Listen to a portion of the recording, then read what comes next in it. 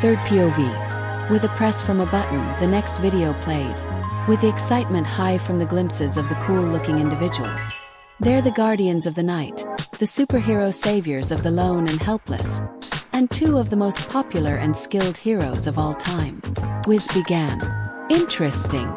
Nizu hummed, rubbing his chin with a smirk. Nizu's statement was an understatement of the mood of the group. Upon Wiz's words, the students were left more eager as to who these two heroes could be and to see more heroes from across the now-revealed multiverse. The pros and teachers too were curious, wondering just how skilled and powerful these heroes are that garnered such reputation and what their quirks could be. Bruce Wayne, the Batman. Boomstick introduced the first fighter. And Peter Parker, the Spider-Man. Wiz introduced the second. Batman and Spider-Man. Momo said.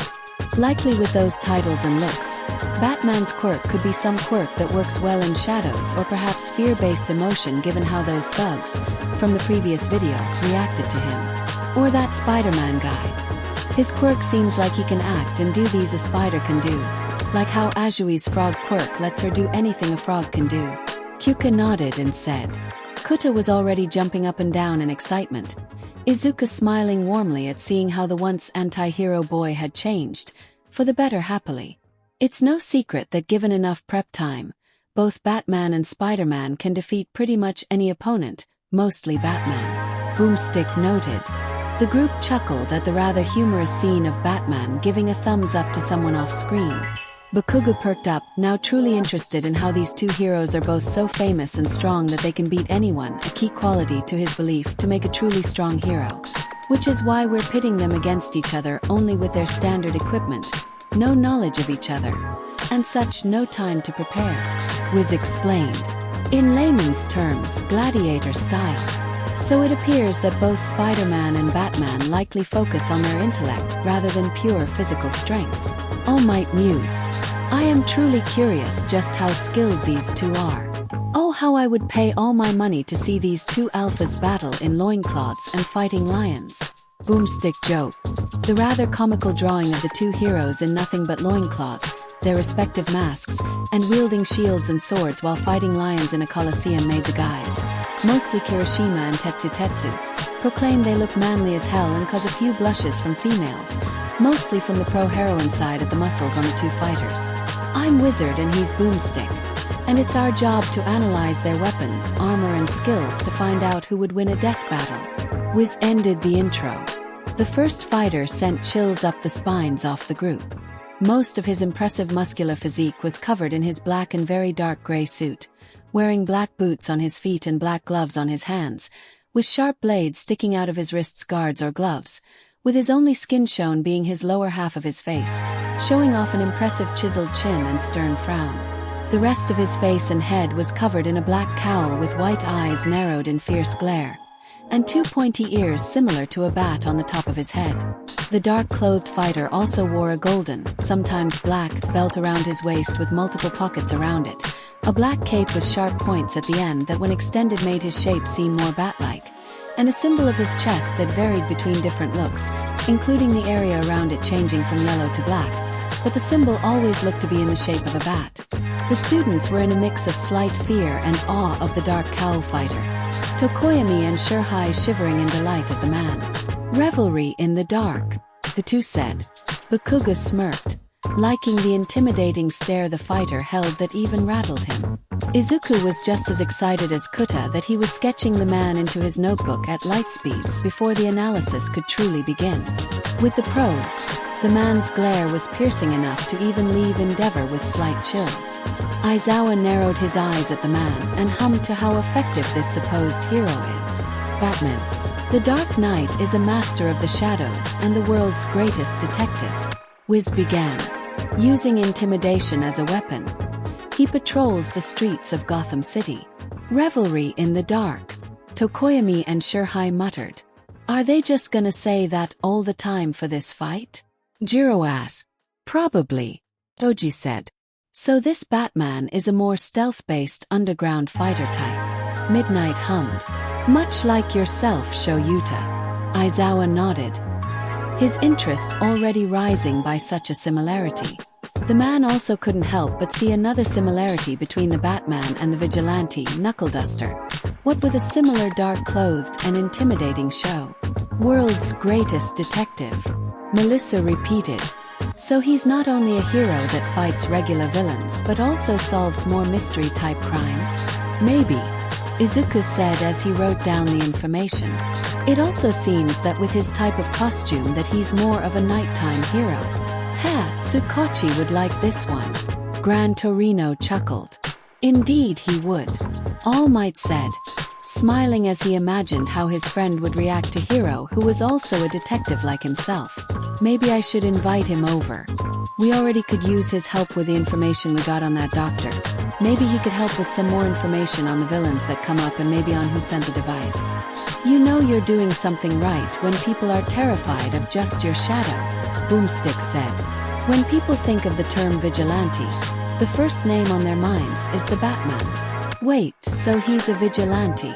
Uraraka questioned. I know that they aren't really accepted even though they help. But then why do they call him a hero? Perhaps the world that this Batman resides don't view him as a hero but rather as a vigilante, Ida proposed. He could also been seen as a hero in the eyes of the public, but still labeled a vigilante. Aizawa narrowed his eyes at the knowledge that the Batman was a vigilante. Endeavor growled and scoffed in distaste. Even with that title, Bakugu still smirked, focusing on how criminals feared the man's shadow, something that he would like to happen with he's a hero. Background. Secret identity, Bruce Wayne. 41. Height, 6 feet 2 inches. Weight, 210 pounds. Net worth, $6.9 billion. Momo's and Uraraka's eyes widened in extreme surprise. Orphan. 12 master's degrees. Aliases.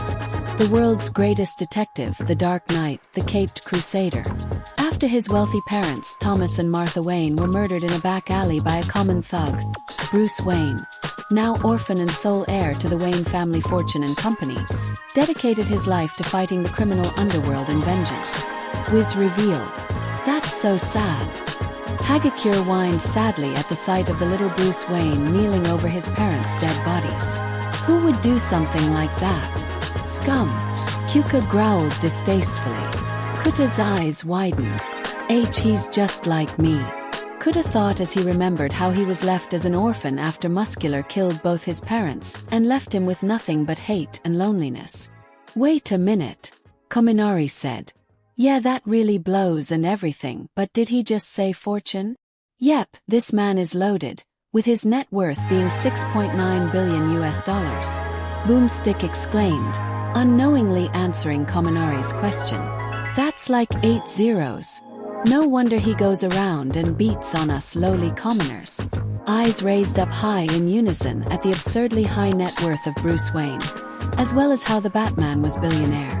Uraraka gaped in awe before fainting, never before seeing such a net worth. While Izuku and Azui worked to wake the swirly-eyed Uraraka, Momo too gaped in awe. That's more than twice my parents' net worth. She mentally yelled, determining that saying that out loud would seem rather petty, and didn't want Uraraka to faint again. After overcoming her shock, Momo would smile. She wasn't unaware of the demeaning words that some of the general course students whispered in the cafeteria, that she only got into the hero course because her parents paid UA off, the whispers only rising after her disastrous, quick defeat by Tokoyami at the sports festival. And while she tried to ignore them, they would land their fatal marks on her already diminishing confidence. Still she fought on and worked hard to prove that she belonged at UA, earning her eternal thanks to both Izuku and Todoroki for helping her find her way and forge her confidence back. The latter helped her during their joint final exam against Eraserhead, and the former during their study sessions, where her crush on the green-haired boy started to bloom in full. And now to find that there was a hero out there, more wealthy than her. His own past full of hardship, rise up and become a hero of his own, took some of those guilty weights off and the lingering taunts to vanish. Gills. Knows 127 martial arts. Peak human conditioning. Bench press. 1,000 pounds. Leg press. 2,500 pounds. Master acrobat and athlete. can survive in a vacuum for 27 seconds, genius intellect and strategist, master escape artist, ventriloquist, expert detective. He achieved 12 master degrees, studied 127 martial arts, and perfected escape artistry. Wiz continued, given enough time, mostly seconds, he can escape any conceivable trap. 127. Ojiro exclaimed wide-eyed, suddenly invigorated to further his own martial arts. Amazing! Itsuka gasped out, herself likewise inspired. Miruko smirked, already cracking her knuckles in excitement and desire to fight the Dark Knight herself. Ida, Jirota, and Momo gaped at the screen in shock at the knowledge of 12 master degrees. The former two so shocked their glass drooped down and nearly fell of their heads. Nizutu smiled, wondering if he could perhaps meet this famous world's greatest detective himself. Whoa! Izuku gaped on all three achievements, but mostly on Batman's escape artistry, already imaging several different traps and dangerous situations, some of them which he and his classmates faced against the League of Villains, and imaging the Batman escaping every single one of them easily, to his excitement. Houdini, eat your heart out. Boomstick joke. Batman has pushed himself to the limits of the human body. He can bench press 1,000 pounds, has great aim and reflexes, and can single-handedly beat down armies of thugs, assassins, highly trained ninjas, and even the most crazy amount and simply crazy villains. The screen showed many of Batman's villains, from a man with a half-scarred face and body with a machine gun, a short man with top hat and umbrella that can fire bullets accompanied by an army of thugs, a green-skinned woman controlling monstrous plants, a green-suited man with question marks on his body, a man dressed like a scarecrow firing gases at people that left them screaming in terror, a red and black suited woman with a mallet, and a purple-suited, green-haired clown laughing maniacally as multiple buildings blew up into flames. The excitement of the group quickly plummeted to dread, worry, and fear. The students shivered in fear of the villains shown. Todoroki shivered and rubbed on his left side of his face at the sight of the half-scarred man. Shiozaki was both disgusted at the rather provocative clothes that the green-skinned woman wore, while likewise horrified at seeing the plant monstrosities that she controlled. The ones that left the biggest of sense of fear, however, was the gas-firing scarecrow, shivering at the screams of terror from the people inflicted, and the purple-dressed clown, his horrible laughs shaking their very core at the destruction he likely caused and laughed at. Eri whimpered at the two, especially the scarecrow, some of his looks and his outstretched hand, reminding her of Chisaki. She clung onto Deku like a lifeline, one which the green-haired teen hugged back protectively. The pros were likewise left spooked. Some were left frowning in worry, others in curiosity, and some in genuine fear of the villains shown. All Might couldn't help but flinch as the green-haired jester's laughs amidst such destruction sounded vaguely familiar. Batman has one of, if not, the greatest number of villains in his infamous, constantly returning rogues gallery, ranging from the near unstoppable Bane, the fear-inducing Scarecrow, and the maniacal clown Prince of Chaos, the Joker. Wiz listed all of Batman's villains. So this Batman fights quite a number of villains that likewise mostly battle with him, Oji said. That's interesting. Agreed, kid. Fat Gum voice. While we pros have faced a number of villains, most of us don't either face them again or much. Not sure if that speaks more to how dangerous they are that they can escape and cause trouble repeatedly, or how ineffective their prisons must be. The pros could only imagine what level of chaos and destruction would plague all of Japan if villain prisons like Tartaro's would be if they were so inefficient or, worse, destroyed that the villains contained there would escape. All Might shivered in fear at the thought of All for One once more released into the world, as well as the villain's taunting smile. The former symbol of peace and the other heroes just relaxed in the notion that such a fate could never come about. Holy shit, Boomstick cursed. With that much crime and chaos in Gotham, this guy must have some insane badass powers to take care of all of them. Could it be that he has a quirk like my own? I asked. It would make sense with how great he is hiding in the shadows. Or perhaps he can control shadows to hide himself or use them like Tokoyami's dark shadow. Hananuki suggested. It must have something to do with bats, Mineta said. Why else would he call himself Batman? Quit with the bullshit theories and shut up so they can tell us, Bakugo yelled, his patience running out for the umpteenth time. Actually, he doesn't, was said. In a world of superpowered villains and godlike heroes, Batman actually has no kind of superpower. That was the sound of silence that surrounded the room. Eyes were left widened to new proportions, disbelief and complete shock in their eyes.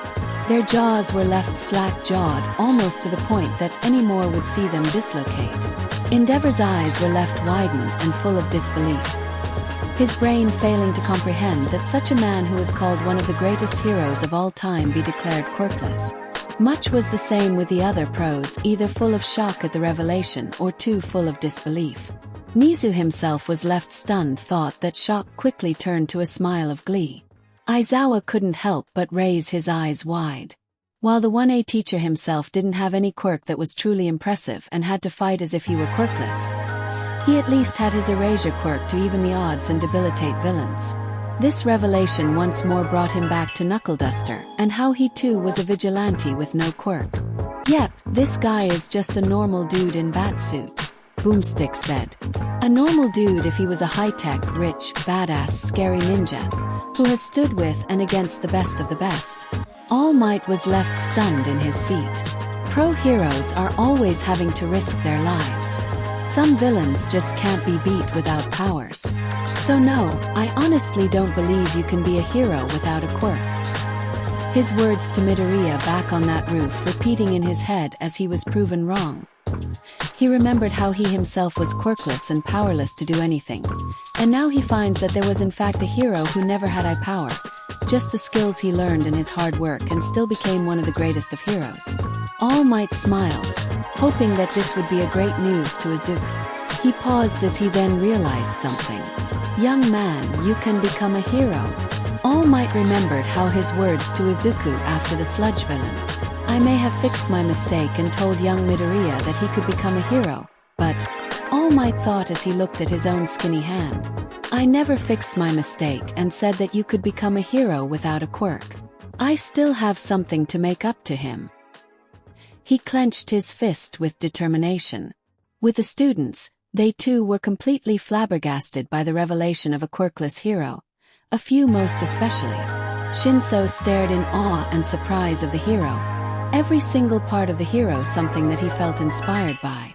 A more horrible past with his parents' deaths, using fear and intimidation, traits that would normally be classified as villainous like his quirk, used by a hero to save others, and much like his quirk isn't useful in physical combat, here is a hero with absolutely no quirk and yet is one of the greatest. He smiled as he felt like, along with Eraserhead, he found another idol for him to admire. Mirio stared wide-eyed at the Dark Knight with respect and awe. He looked down at his own hands and remembered how his quirk was erased in the raid to save Eri. How he continued fighting for 5 minutes even after his quirk was erased, and having to live without his quirk with the hope that Eri could bring it back. He always felt guilty for that. Having to rely and put his hopes on an innocent little girl that only just got freed from hell to give him back his power. Now he finds out that it is possible to be a hero without a quirk and left him with a conundrum. Should I still ask Eri to return my quirk, or should I follow this Batman's lead and still be a hero without a quirk? Melissa stared in amazement at what she saw and heard. One of the proclaimed greatest heroes in this world, and perhaps others, is a man who had no power, no quirk, who was quirkless. Just like her.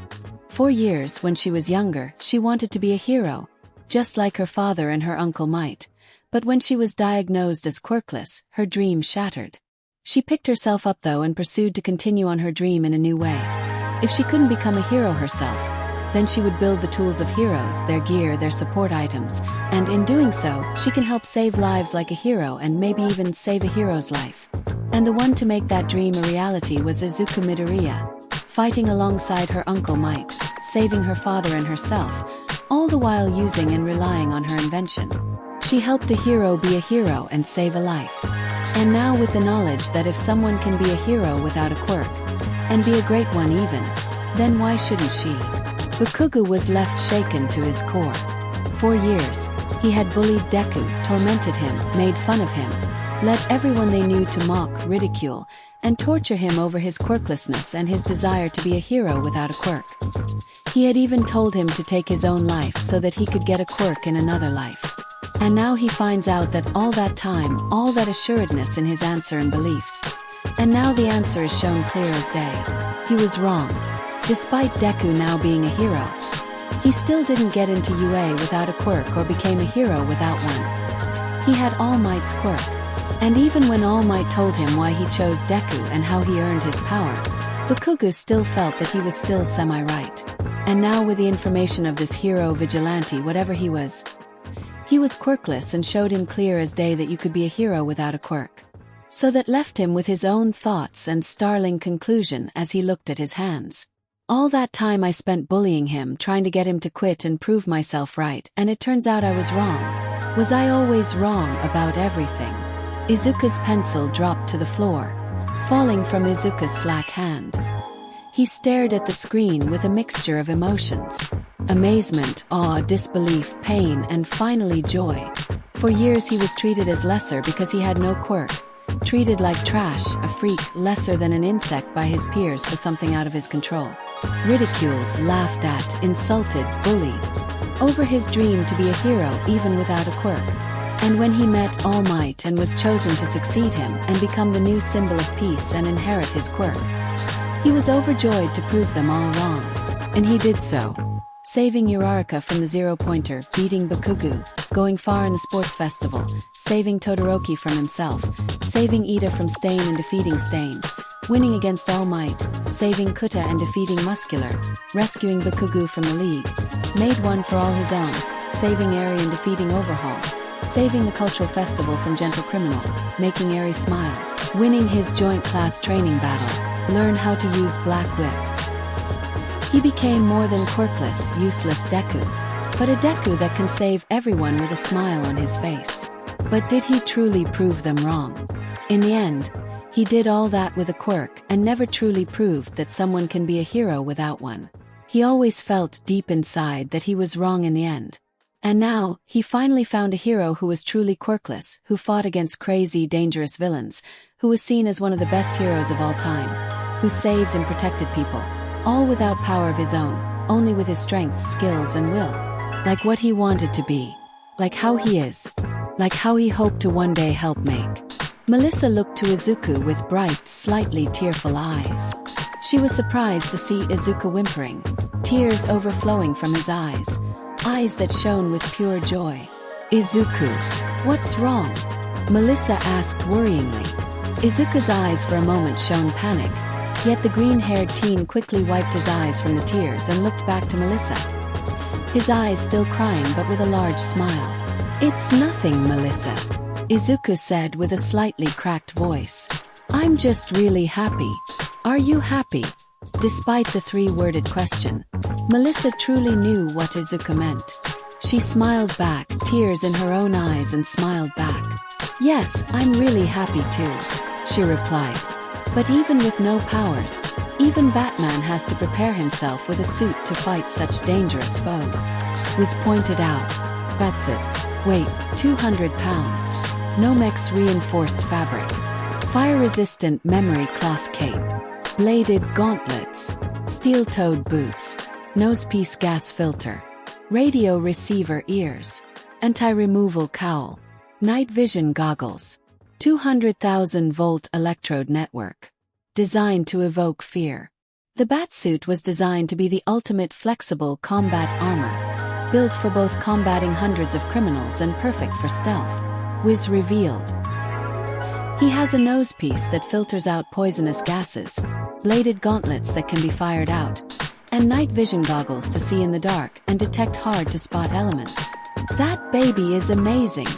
May snapped out of her shock and looked at the Batsuit with wide, zooming eyes of wonder. The way it blocks those attacks and the force and speed of his counterattack. The suit must have some shock absorption armor that can allow for such attacks and go so fast. Carbon fiber maybe, Melissa said. Or maybe a titanium fiber cast with Kevlar plates. That could work, David said. Titanium is heavy metal, but if it was reduced to simply a fiber cast and with other durable metals like Kevlar, It leave him with both durable armor and use his flexibility and speed to their fullest. Those night visions goggles would be perfect for working in the dark, and that gas filer would help against hazardous chemicals. Momo analyzed, attempting to get over her shock. It's much like your gas mask you wear, Izuku. Yeah, that's right, Yamamoto.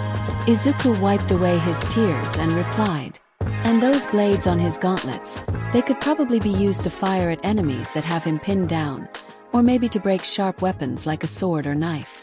While the pointy ears are a bit much for me, the armor can stop knives, gunfire, and can even resist being set on fire. Boomstick jumped in. Those ears actually function for both theatricality and practicality, Wiz explained. They are fitted with radio receivers for listening in on any sort of frequency and transmission, while also used for driving fear into hearts of criminals. Yeah, if I was a crook and had those ears, even their shadow, I would totally piss my pants. Setsuna agreed. Keep a close eye on that, students. Aizawa spoke up. That is a rational move. When being a hero, it's more rational to focus on making sure your suits and gear are suited for use rather than for show, unless the show also serves a purpose such as what this Batman does. His memory cloth cape can be used as a glider to fly around the city, and the entire suit is lined with a 200,000-volt electro network, used mostly so that if he is ever incapacitated, overwhelmed, or captured, no one can remove his cowl and reveal his secret identity. Wiz continued. Smart. Endeavor nodded. He understands his limits and implements failsafes in case a situation takes a turn for the worst. That is also a lesson that you students should learn. Understand your limits, figure out what you can do as of now, and be cautious of those limits while pushing them further and further. While the students nodded at the number one pro's wisdom, Todoroki gazed at his father. You of all people would know of understanding one's limits. Todoroki thought, memories of his abusive life flashing in his eyes, and then at his fight with Izuku at the sports festival. Then again, I wasn't any better. That gliding also looks so cool, Uraraka pointed out. He looks like he's almost flying. It appears similar to how me and Dark Shadow use our fallen angel technique. Okoyami said. Revelry in the dark. Revelry in the dark indeed. Kurwaro agreed. They are just gonna continue saying that. Jiro sighed. All Might perked up at how Batman glided around his city using his cape, much like how his master Shimura would float from one building to another with her quirk. He hoped and knew that Izuku would be analyzing Batman's gliding and wondered if Izuku could do the same with his master's quirk. I guess when you're a billionaire, you can afford to turn yourself into a freaking human taser, Boomstick said. Utility belt, grapple gun, batarangs, shock batarangs, explosive batarangs, gas mask, teargas, smoke pellets, bolus, tracers, transponder that summons bats, data encryption device, explosive gel. The gadgets from Wayne's never-ending funds don't stop there, Wiz noted. His utility belt carries dozens of different tools that can practically get him out of any situation. So to compensate for no powers of his own, he relies on his money and his tools that come from others. Monoma taunted. Says the guy whose whole quirk is copying and relying on the powers of others. Yui retorted, much to the chuckles of her classmates and a tick mark to appear on Monoma's head. That belt has pretty much everything, Boomstick exclaimed. Grappling hooks for mobility, explosives for destruction, beer. Maybe not that last one, but mine would. Notable gadgets include a gas mask, tear gas, smoke pellets, bolus, a kryptonite ring to fight Kryptonians like Superman, remote detonated plastic explosives, a transponder that can summon an army of bats, and his trademark grapple gun. Wiz listed Batman's gadgets. How can so many objects fit into one belt? Mineta exclaimed. It's like that hot my chick's super skimpy robe all over again. So with his smoke pellets and night vision goggles, he can control the environment of a fight by blinding his enemies without blinding himself, which would be useful if he is surrounded by multiple enemies or if he needs to run away from oncoming gunfire or a person's quirk, with that grapple gun likely to help with escape.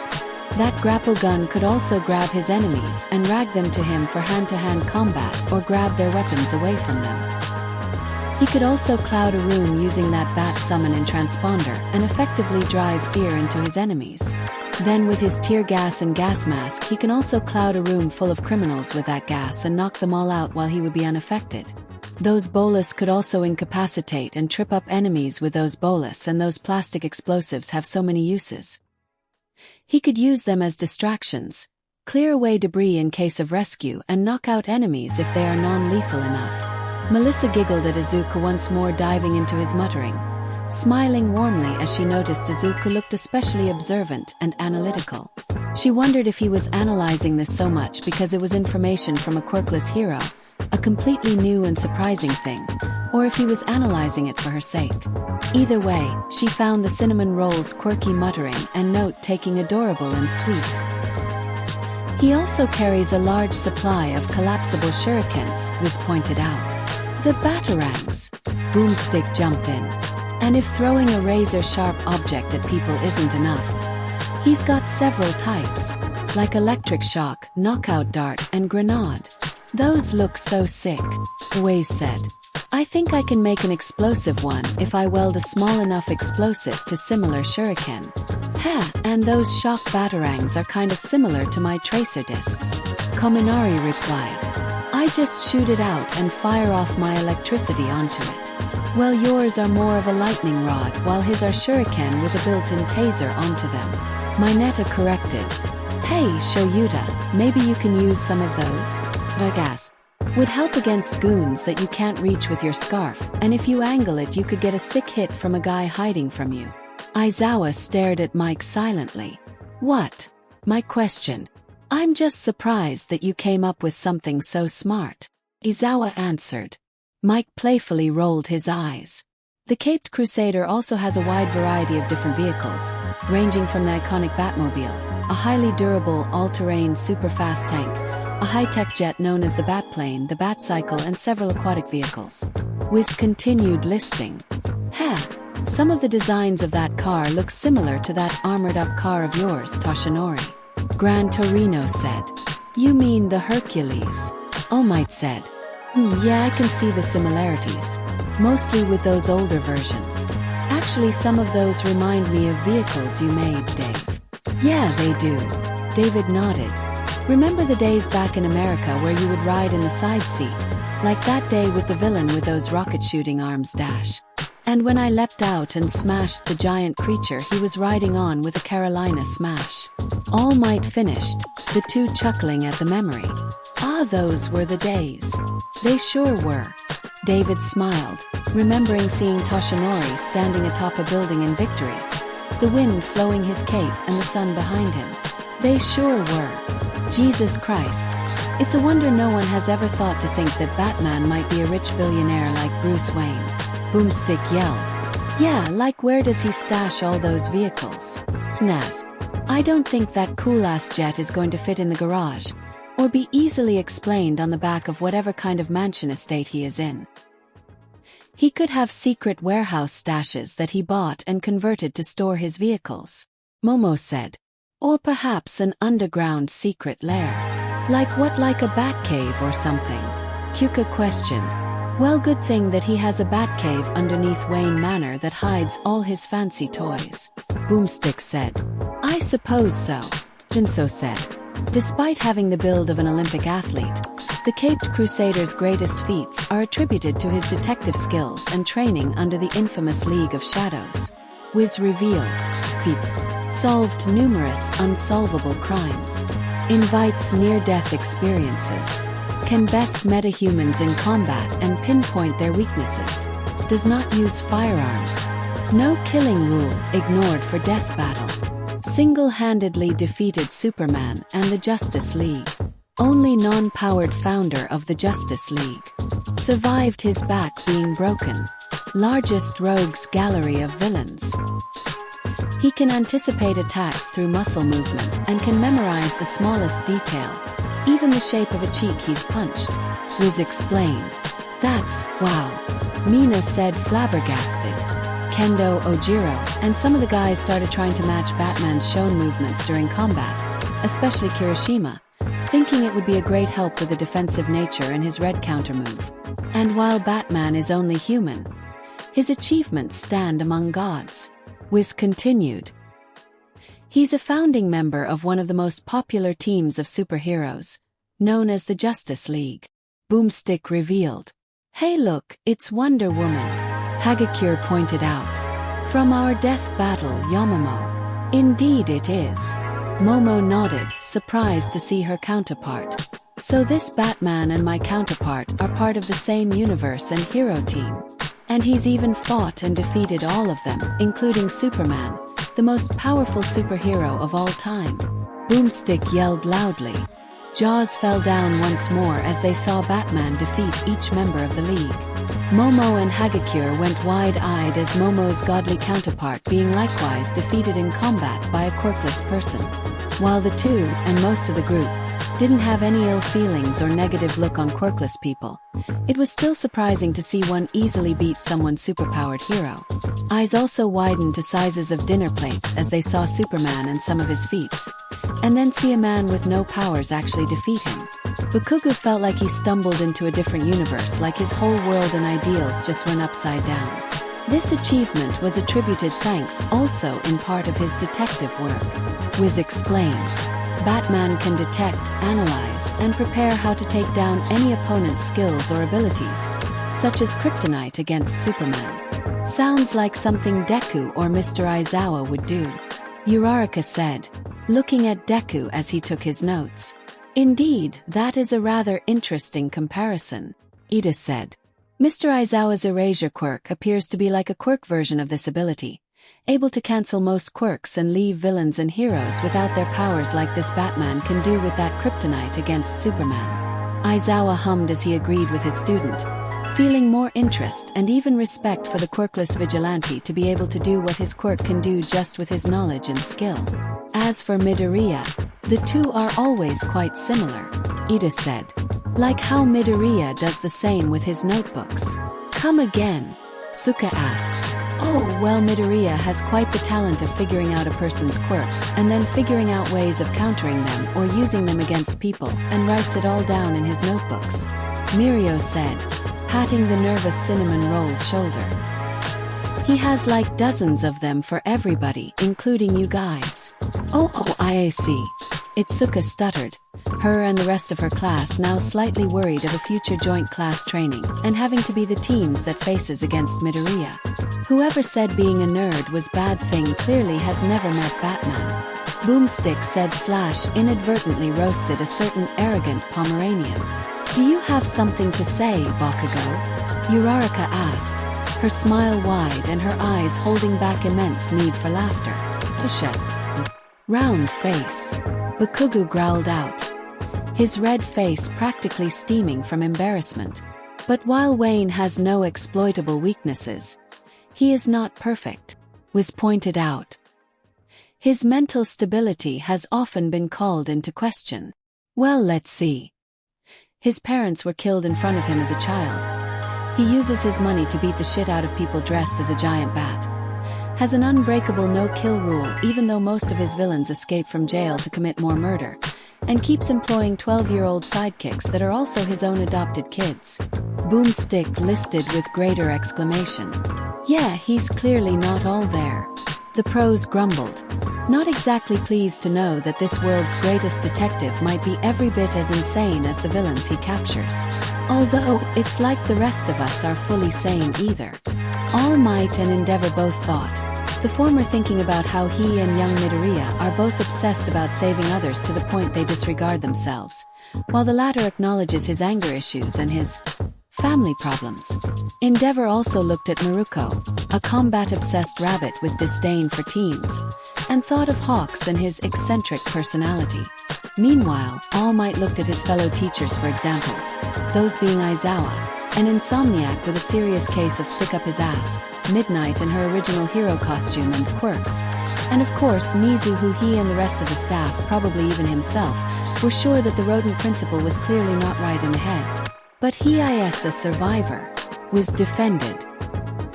He endured having his back broken in half by the monstrous Bane and recovered, survived exposure to enough of Scarecrow's fear toxin to drive 15 men insane, fighting the other members of the Justice League, all of which have superhuman godlike abilities, complete disintegration from an evil new god of destruction and evil, and being stranded in the past as a living time bomb of galactic destruction as a result.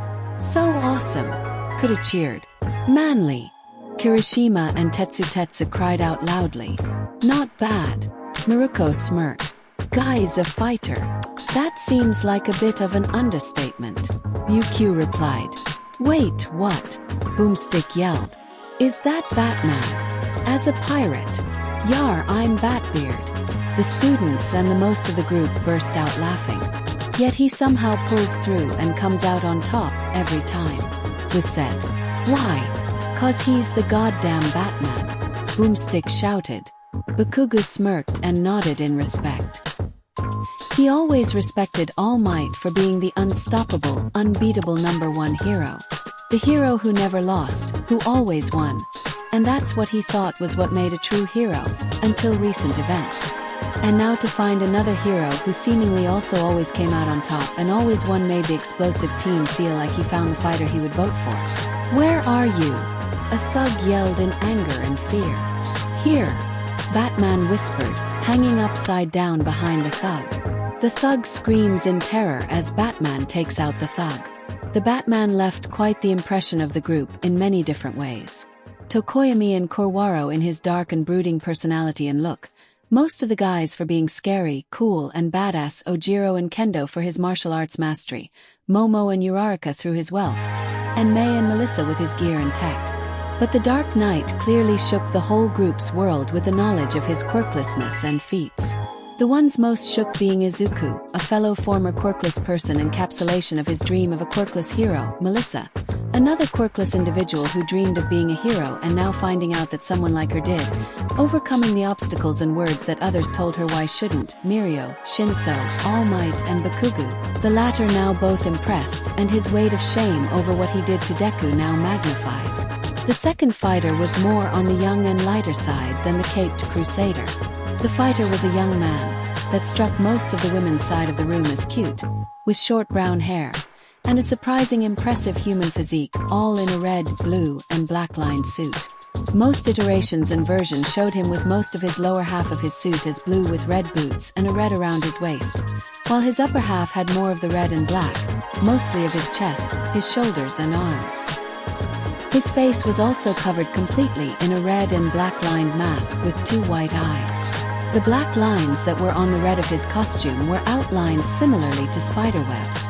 On the front was a black symbol that, similarly to Batman, held many different appearances throughout different versions, yet all were clearly shown as a spider, with a different, often wider symbol on his back, the symbol red to contrast the blue of his back. The students perked up at the rather young age, compared to Batman, that the spider-themed hero was, and wondering how he was also praised as another most popular hero of all time. Zero raised an eyebrow, finding the Spider-Man to look rather similar to another arachnid-themed hero that was inspired by in America. The pros too picked up on the man's young age and wondered on how this hero would compare to the Dark Knight. Some already held a critical eye on the young hero, like Endeavor, over the man's youth to mean likely inexperience, but from what they saw so far, it would seem that the fighter carried himself with a rather surprising balance of grace and power in him. Spider-Man. The friendly neighborhood Spider-Man is one of the most popular and beloved superheroes of the Marvel Universe and beyond, and protects the streets of New York City. Wiz began Spidey's intro. So he's based in New York. Melissa said. Neat. Hold on a moment. Momo said. I believe I know what universe this Spider-Man is from. Well, didn't they just say that it was the Marvel Universe? Kaminari questioned like it was already obvious. Yes, but do you know who else is in this same universe with Spider-Man? Momo asked, to which Kaminari answered with a shrug. Thor. Thor. Uraraka repeated. Like lightning-powered, hammer-wielding, all-might Thor? Indeed, Momo said. Back in Thor's video, Wizard said that Thor had faced and defeated some of the most powerful figures in the Marvel Universe, and they just said that Spider-Man hails from the same Marvel Universe. Very observant of you, Yaoyorozu, Nizu praised. Once, Peter Parker was a wimpy, skinny, powerless nerd with no friends. Boomstick began too, showing a nerdier, skinnier Peter Parker being bullied. He was often bullied by a stereotypical blonde douchebag, and his infamous Parker luck had got him into trouble and humiliating repeated sessions of being locked inside his own locker. Great, more bullies. Mina sarcastically scowled. Again, they are the worst. So not manly. Kirishima shook his head in disapproval. Izuku flinched at the very familiar situation. Having to experience the same and worse acts upon him from his peers at Aldera and another certain blonde that was definitely a douche back then. Said douche also flinched as he recalled the scene to be familiar as well, only instead of his face falling to the ground. He remembered being the one to stick his foot out, and then follow it up with a swift kick taught he stomach till the green-haired recipient puked up his lunch. Peter was an orphan too, his parents dying in a plane crash, and lived with his supportive Uncle Ben and Aunt May. Wiz added, I think I can already make a connection between the two. Yuka said, animal-themed heroes, shitty lives, and dead parents. Poor guy. Zero nodded. Though I guess it's lucky for him that he had an uncle and aunt to live with. Most kids aren't so lucky. One of the lucky ones watched the scene with wide eyes that turned sad in memory, seeing the bloodied blanketed corpses of his parents, living with his Aunt Shino, seeing the report of his parents' deaths by Muscular's hands, and the hate and misery that stirred in him till he was saved by his idol. Kuta felt a hand on his shoulder and looked up to see that it was from said idol. Kuta looked at Izuku's eyes, which held a wordless question. Are you okay? Kuta smiled and nodded, grateful that his hero didn't ask out loud, grateful not to have so much attention and be embarrassed, or for Eri to look at him with pity, the former of whom gave the most inspirational and iconic motivational quote of all time. Boomstick said, with great power comes great responsibility, Uncle Ben said to Peter in his car. The group smiled brightly at the wisdom from the uncle. The students nodded and took the quote to heart, especially Izuku, who knew that his quirk of such great power, the power of 8 generations before him, the power passed down to him by All Might, came with the greatest of responsibilities. Bakugo looked at his hand and imagined all the times he used it illegally on Deku, either in anger or annoyance or just because he liked to, and came with the conclusion that his use of such power wasn't at all responsible or right. Despite his horrible luck, Peter Parker's only dream was to live a comfortable and self-fulfilling life of an average man. Wiz noted. Then one day the universe said, fuck no. And he got bit by a radioactive spider that gave him the powers of a spider. Boomstick revealed, showing Peter getting bitten by an unusually colored spider and his genes mutating. Wait, so he was also quirkless as well, but instead of continuing to be quirkless, he got powers from a spider bite? Nijire asked. Appears so, Mirio said. Izuku stared at the screen with surprise and wide eyes. Young man, you too can become a hero. Izuku remembered All Might's words from that fateful day. I deem you worthy of power. My quirk is yours to inherit. Izuku looked at his scarred hand. Just like Batman is quirkless like I was, Spider-Man is just like me. Izuku thought. Skinny, weak, bullied, no real friends, quirkless, until we gained our powers from others. Mine from All Might, after I randomly met him that day. And Peter from a random spider bite. 2 people without power now burdened with great power and great responsibility with it. So he wasn't born with his power, but was given it by something else. Odo said. Almost sounds impossible. Doji said. Until you remember about All for One. The group shivered at the name of the quirk-stealing villain, especially All Might. His hands clenched in memory of his arch-nemesis. Others shared the same feelings of slight fear at the mention of the mastermind behind the League of Villains, from Gran Torino, who shared a similar hatred towards the villain, to Endeavor and Mount Lady, who encountered, and in the case of Mount Lady, were defeated by him, and the members of the Bakugo Rescue Squad and Bakugo himself, all 6 of them remembering the terrifying presence of the symbol of evil. However, more than fear was remembered from the villain's name. The members of Class 1A, Sans Deku, remembered their discussion from last night, over Deku and the device claiming that he held multiple quirks inside his body and the idea of All for One being the source of such quirks. Bakugo was the only one of them who knew the truth and knew that they weren't entirely wrong when they thought of Deku's quirk to have originated from All for One. And now he's a radioactive superhero with no friends. Or uncle. Boomstick revealed. What? The students gasped out. After his transformation, he decided to cash in on his powers by gaining money wrestling. But when he was cheated out of it, a criminal robbed the man and Peter let the criminal go. Wiz revealed. This would come back to bite him though, as the robber then stole the car from a man he shot, Peter's Uncle Ben. Wiz said. The group watched the scene of Uncle Ben being shot and Peter over his dying uncle in tears. The students frowned, saddened by the kind uncle's death, and felt sympathy for the recently superpowered teen. Melissa imagined the same scene happening to her and her now powerless Uncle Might, leading her to shaking those thoughts away in few tears at the imaginary outcome. Izuku and All Might likewise had a similar mental outcome play in their heads, playing in their head on what would have happened if the two never intervened and tried to save Bakugo from the sludge villain. All Might shuddered to imagine the sludge villain's hand striking and killing Midoriya while he stood at the sidelines doing nothing, as well as the likely death of Katsuki Bakugo. Izuku almost hacked up his lunch at the mental image of Bakugo suffocating and dying if he or All Might didn't run towards to save him. Some of the pros frowned in Peter trying to cash in on his powers, though they also couldn't deny that some of their earlier aspirations to become the heroes they were now started from a similar place of greed. Mount Lady in particular couldn't help but see the similarity, a stab of guilt and shame poking at her conscience. But upon seeing the unfortunate consequence of his inaction, she and the rest of the pros felt pity for the teen and sadness for the innocent uncle. The scene of someone dying because of inaction reminded Mount Lady of when she and Kamui Woods stood by helpless as a large pink villain held a family in his grasp, unable to move lest they be harmed, of how angry she was and how useless she felt then. In the end, All Might swooped in and knocked the villain out with one chop. Yet the image of that family dying because she was too weak and reckless, unable to do anything, kept the pro up at night. At seeing a physical show of what inaction causes, she clenched her fists and vowed to never let that happen again, and to be better than just being a hero for popularity's sake. The size-changing heroine looked down towards the students, remembering how she taught them how to interact with the media, from Todoroki's cute and unbelievable obliviousness to Midoriya's super shy, yet adorable awkwardness, and to Kaminari, Mineta, Zero, and Shiozaki, the interns she, Kamui, and Edgeshot took under their wings. Mount Lady smiled.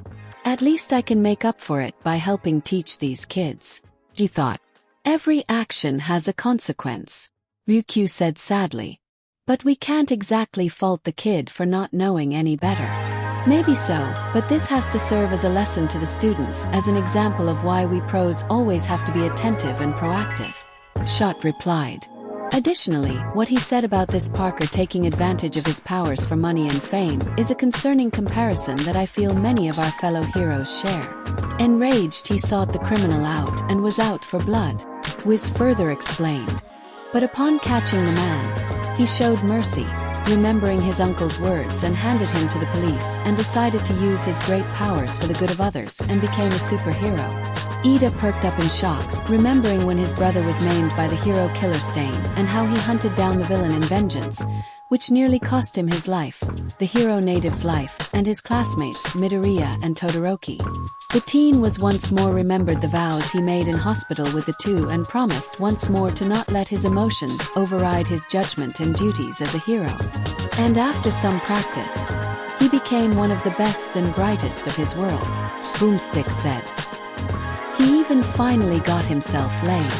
A lot, actually. Boomstick joked and showed multiple pictures of incredibly attractive women, including an incredibly attractive redhead, a beautiful blonde, and a gorgeous white-haired woman in black spandex catsuit. Kaminari grumbled jealously while Mineta wailed in bloody tears for one previous nerdy dude scoring himself a whole bunch chicks and not him. The gaze of the girls drifted towards Izuku, the love life of Peter Parker being rather similar to them, and their own feelings towards the green-haired teen. While the pros had no interest in the hero's love life, they were intrigued on him being one of the best and brightest heroes of this universe, The same universe that All Might's own counterpart, the planet-destroying Thor, is from. Background: Secret identity: Peter Parker. 25. Height: 5 feet 10 inches. Weight: 210 pounds. Q 250. Orphan. Science major. Photographer for the Daily Bulge. Honorary Avenger. Aliases: Spidey, Webhead, the Webbed Warrior, the Spectacular, Amazing, or Ultimate Spider-Man. A clever photographer and science major, Spider-Man is not only incredibly powerful, but also a genius in strategy and science, having an IQ of 250. Wiz revealed. Using these skills, he created 2 wrist-mounted web shooters which let him swing around the city. 250. Ajui croaked, impressed. That's almost as smart as that Shredder guy. You know, if he was so smart, wouldn't he make the webs shoot out of his, but like a real spider? Boomstick asked. EW no. Uraraka denied. That sounds so wrong. Actually, maybe dash, Izuku thought pensively. No. Uraraka and Melissa both yelled, stopping Izuku's train of thought. No, first it doesn't come out of there, but it comes out of their dash, was said before a typical boomstick interruption shut him up. Spider-Man. Craps some webs like a spider can. Boomstick sang jokingly while in the tune of a certain song. While Arian Kutta laughed and childishly gagged, the students and adults were in a mixture of cackling at the joke, gagging at the thought of it, or slamming their palms into their heads in annoyance. Web shooters. Twin wrist-mounted shooters. Carousel loaded. Webbing dissolves in 1 hour. Web fluid cartridges pressurized at 300 psi. Webbing is strong enough to restrain the Hulk. Compressed web bullets. ***, each web shooter cartridge can hold a large amount of pressurized web fluid dash. Was coughed and tried to continue. And so can his girlfriends. Boomstick interrupted again.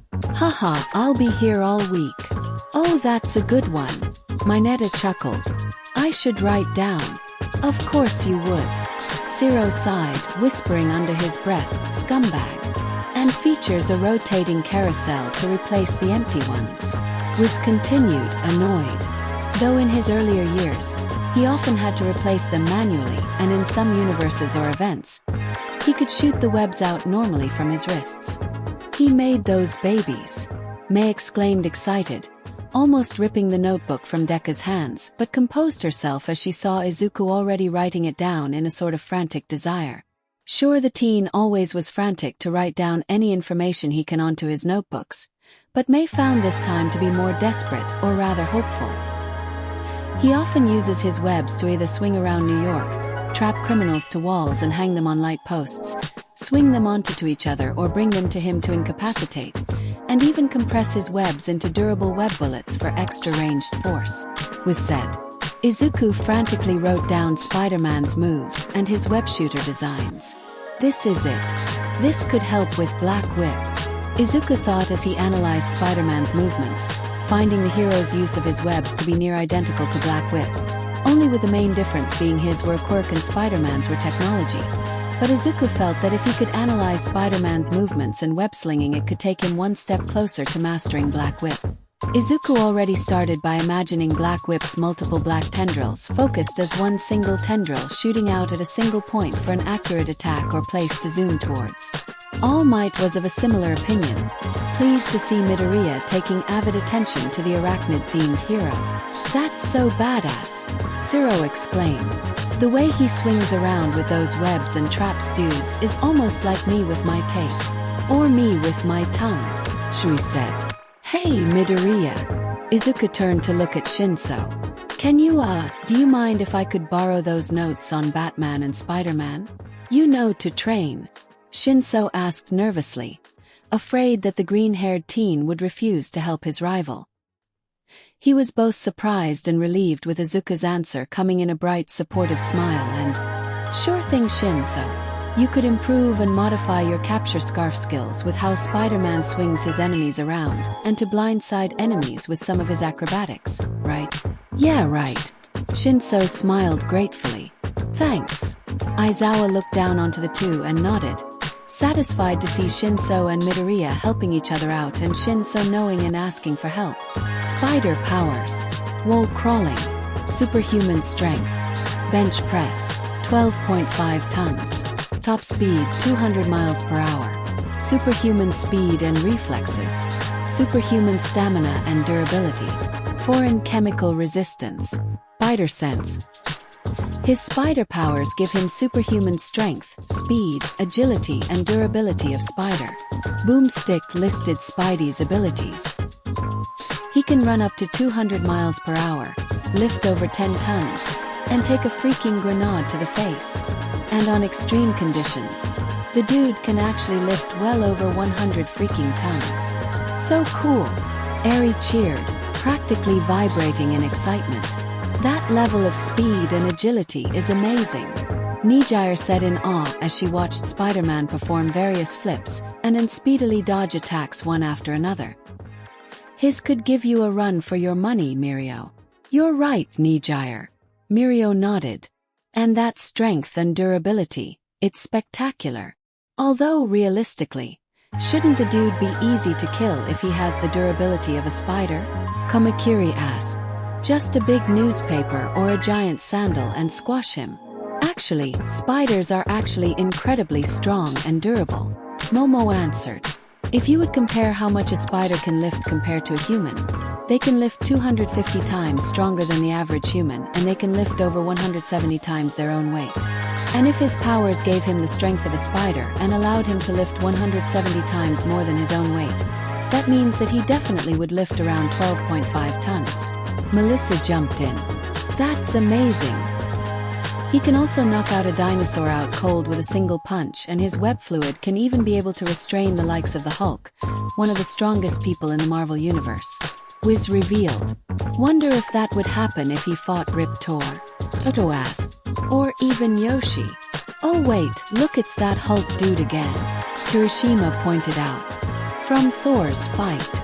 Oh yeah, the one that they said Thor could match and beat and how he's super strong. Kitsutetsu said. Man, that web fluid must be something if it can hold back that green giant. Spider webs are actually 5 times stronger than steel. Zero pointed out. Heck, you have enough of it to be human-sized. You could catch a freaking jetliner. I'm assuming you know this because your quirk functions similarly. Shoji replied. Yep, actually this Spider-Man guy sounds a lot like my favorite hero in America. Zero replied. Dude was my inspiration, so this guy is really starting to be my favorite. He launched a freaking oil tanker at Dr. Doom's face. Boomstick exclaimed, showing Spider-Man toss an oil tanker onto a green-caped, metal-suited and masked individual. Jesus! Kaminari exclaimed. That's hardcore. Bakugo smirked, starting to like this Spider-Man style. Also, by altering his body's electron attractions, Spider-Man can crawl along any surface. Wiz jumped back in. He can crawl on walls. It's like Jutsu. Uraraka pointed out. Ribbit. Shui nodded. His superpower is basically like mine, except where I can do anything a frog can do. Spider-Man does whatever a spider can. I have a weird feeling that Raimu and Boomstick did before. Did would make a catchy little song. Hyuka said. Hey, Tamaki, do you think if you eat a spider you could become Spider-Man? Nijire asked.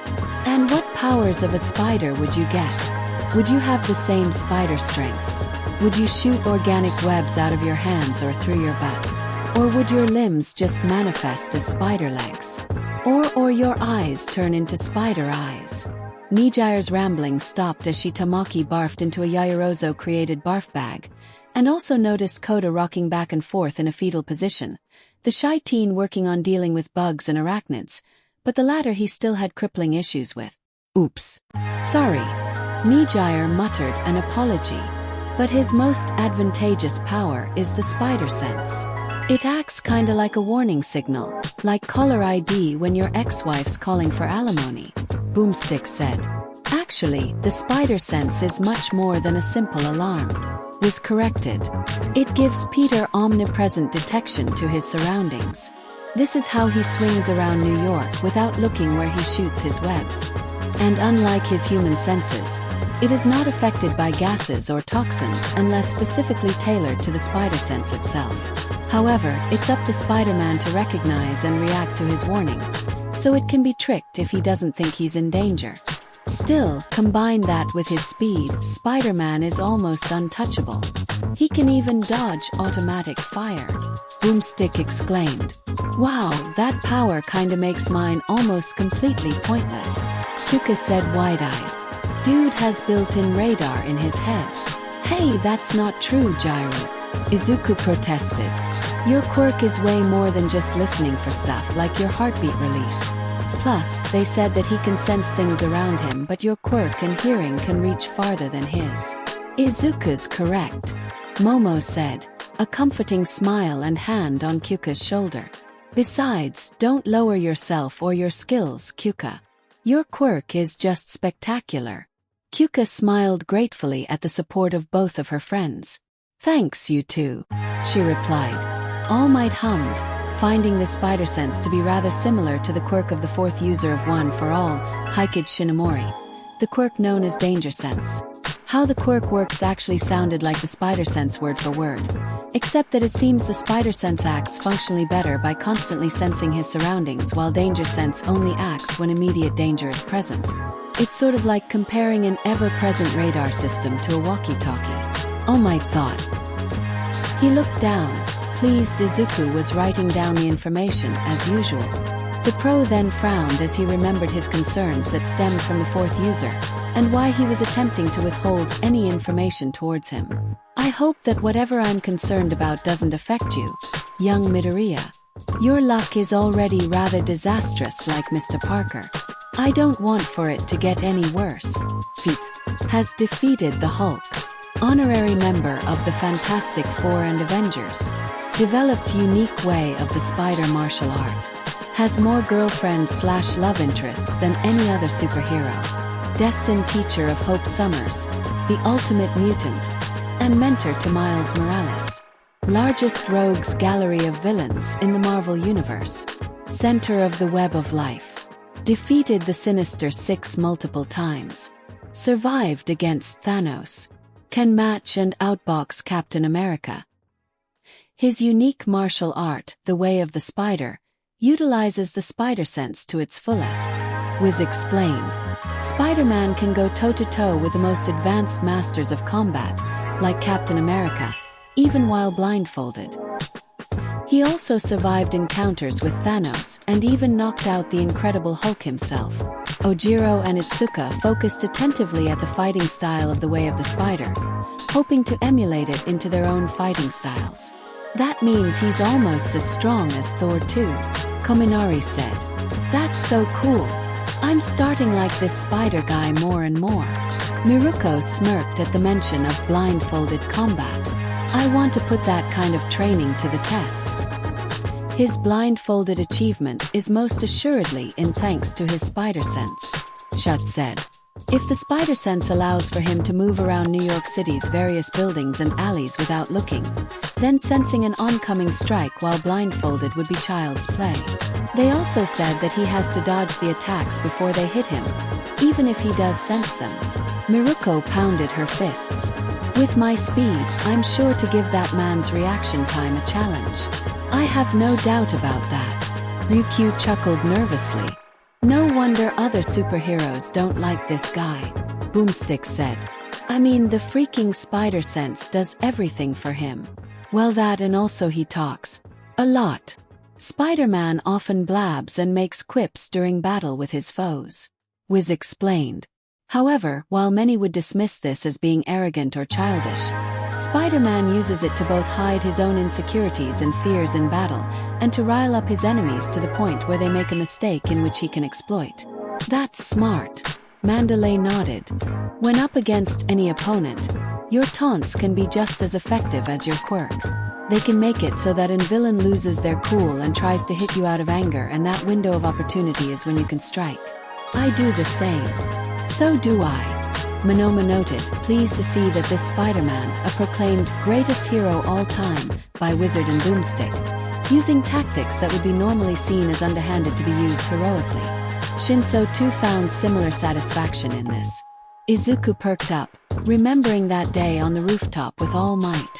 I'm the guy that's always smiling, right? I'm the symbol of peace. People everywhere have to believe I'm never afraid. All Might back then said. But honestly, kid, I smile to hide the fear inside.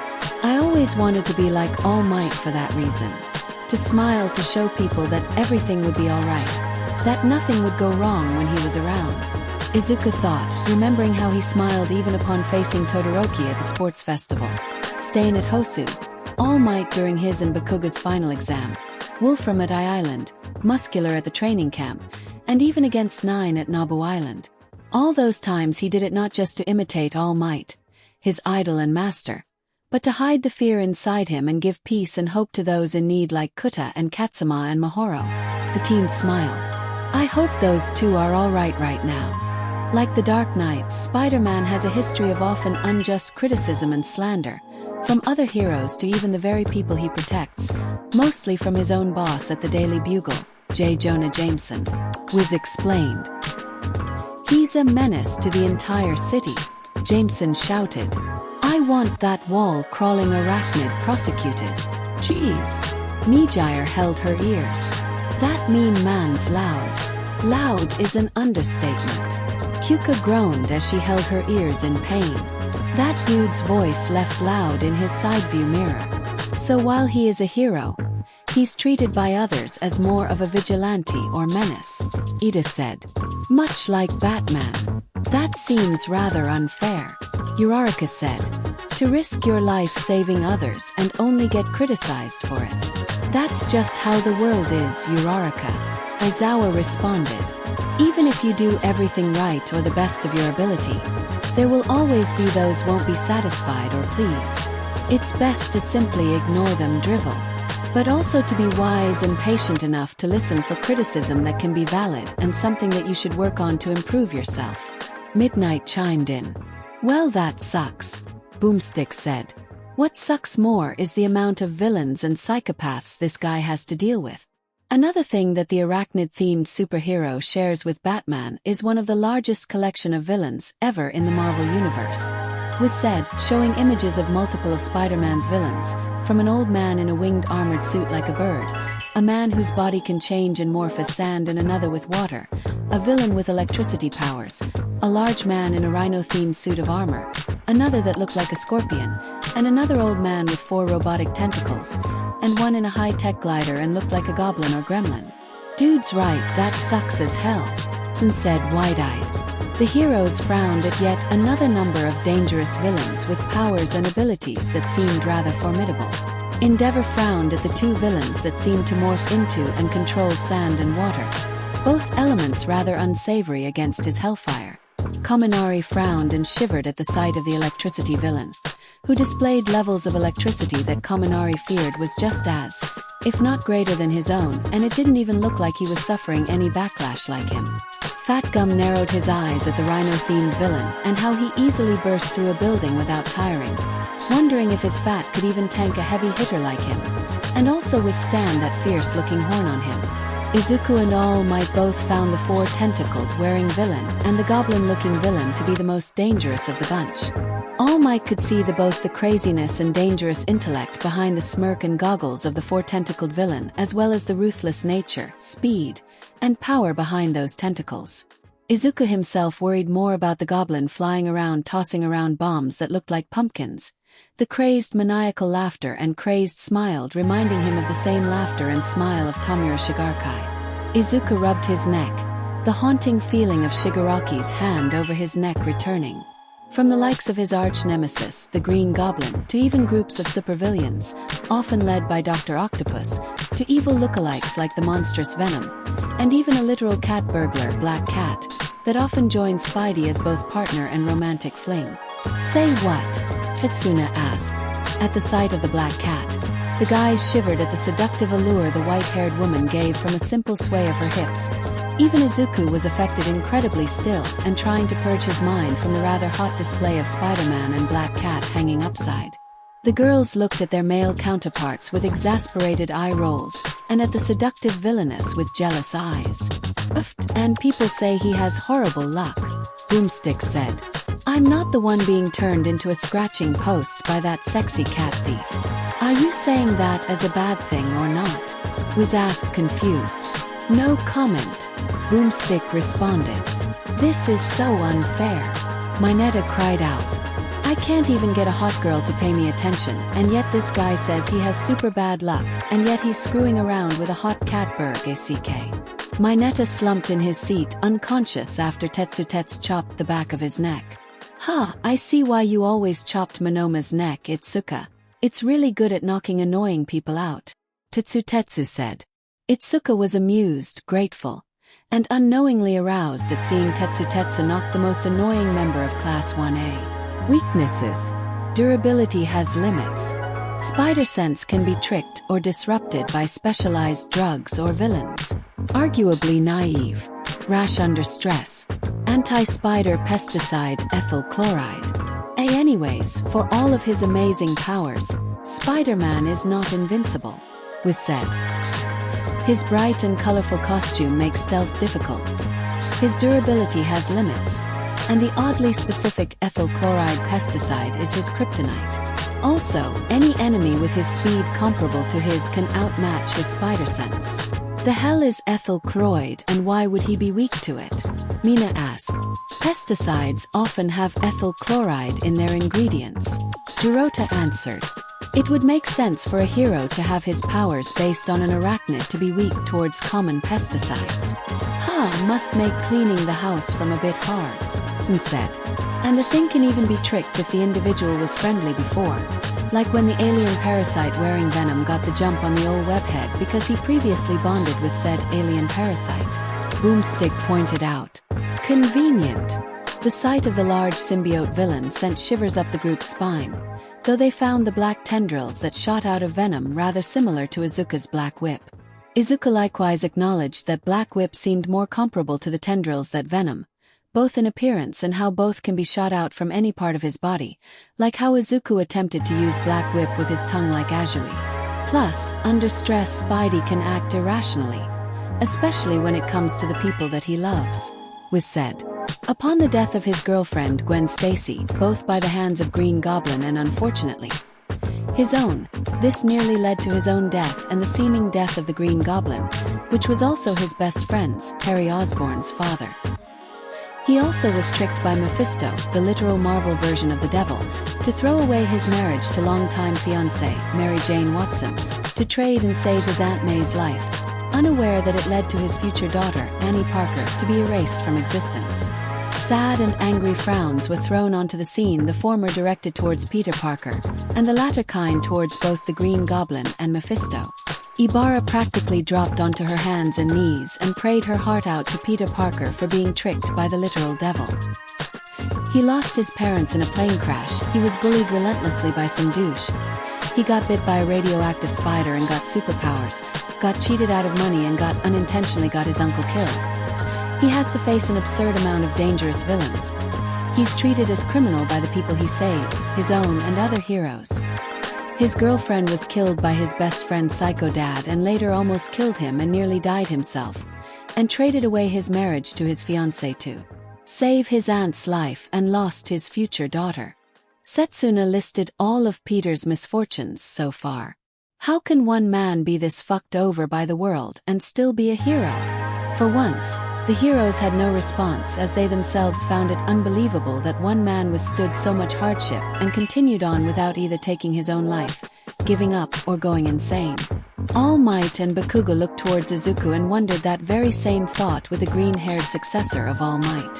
One of them bullied the teen for over 11 years, told him to kill himself, nearly killed him in their first battle training, and was a complete ass for most of his life and still is in some ways, and the other practically told him to give up on his dream before he rectified his mistake, has been a shitty teacher by his own teacher's standards, and nearly broke the teen's back in his final exam. And that still wasn't counting all injuries he's faced, both from others and himself, near-death incidents with villains, and all the hardships that one faces when training to be a hero.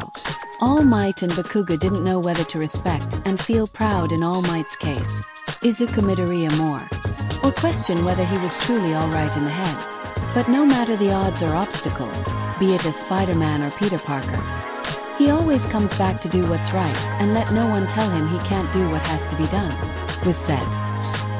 He has even trained fellow individuals with similar powers, such as Miles Morales and Anya Corazon, and is even destined to be the future teacher of Hope Summers, the ultimate mutant. This man is nothing short of a saint, Ibarra declared, the group nodding in disbelief.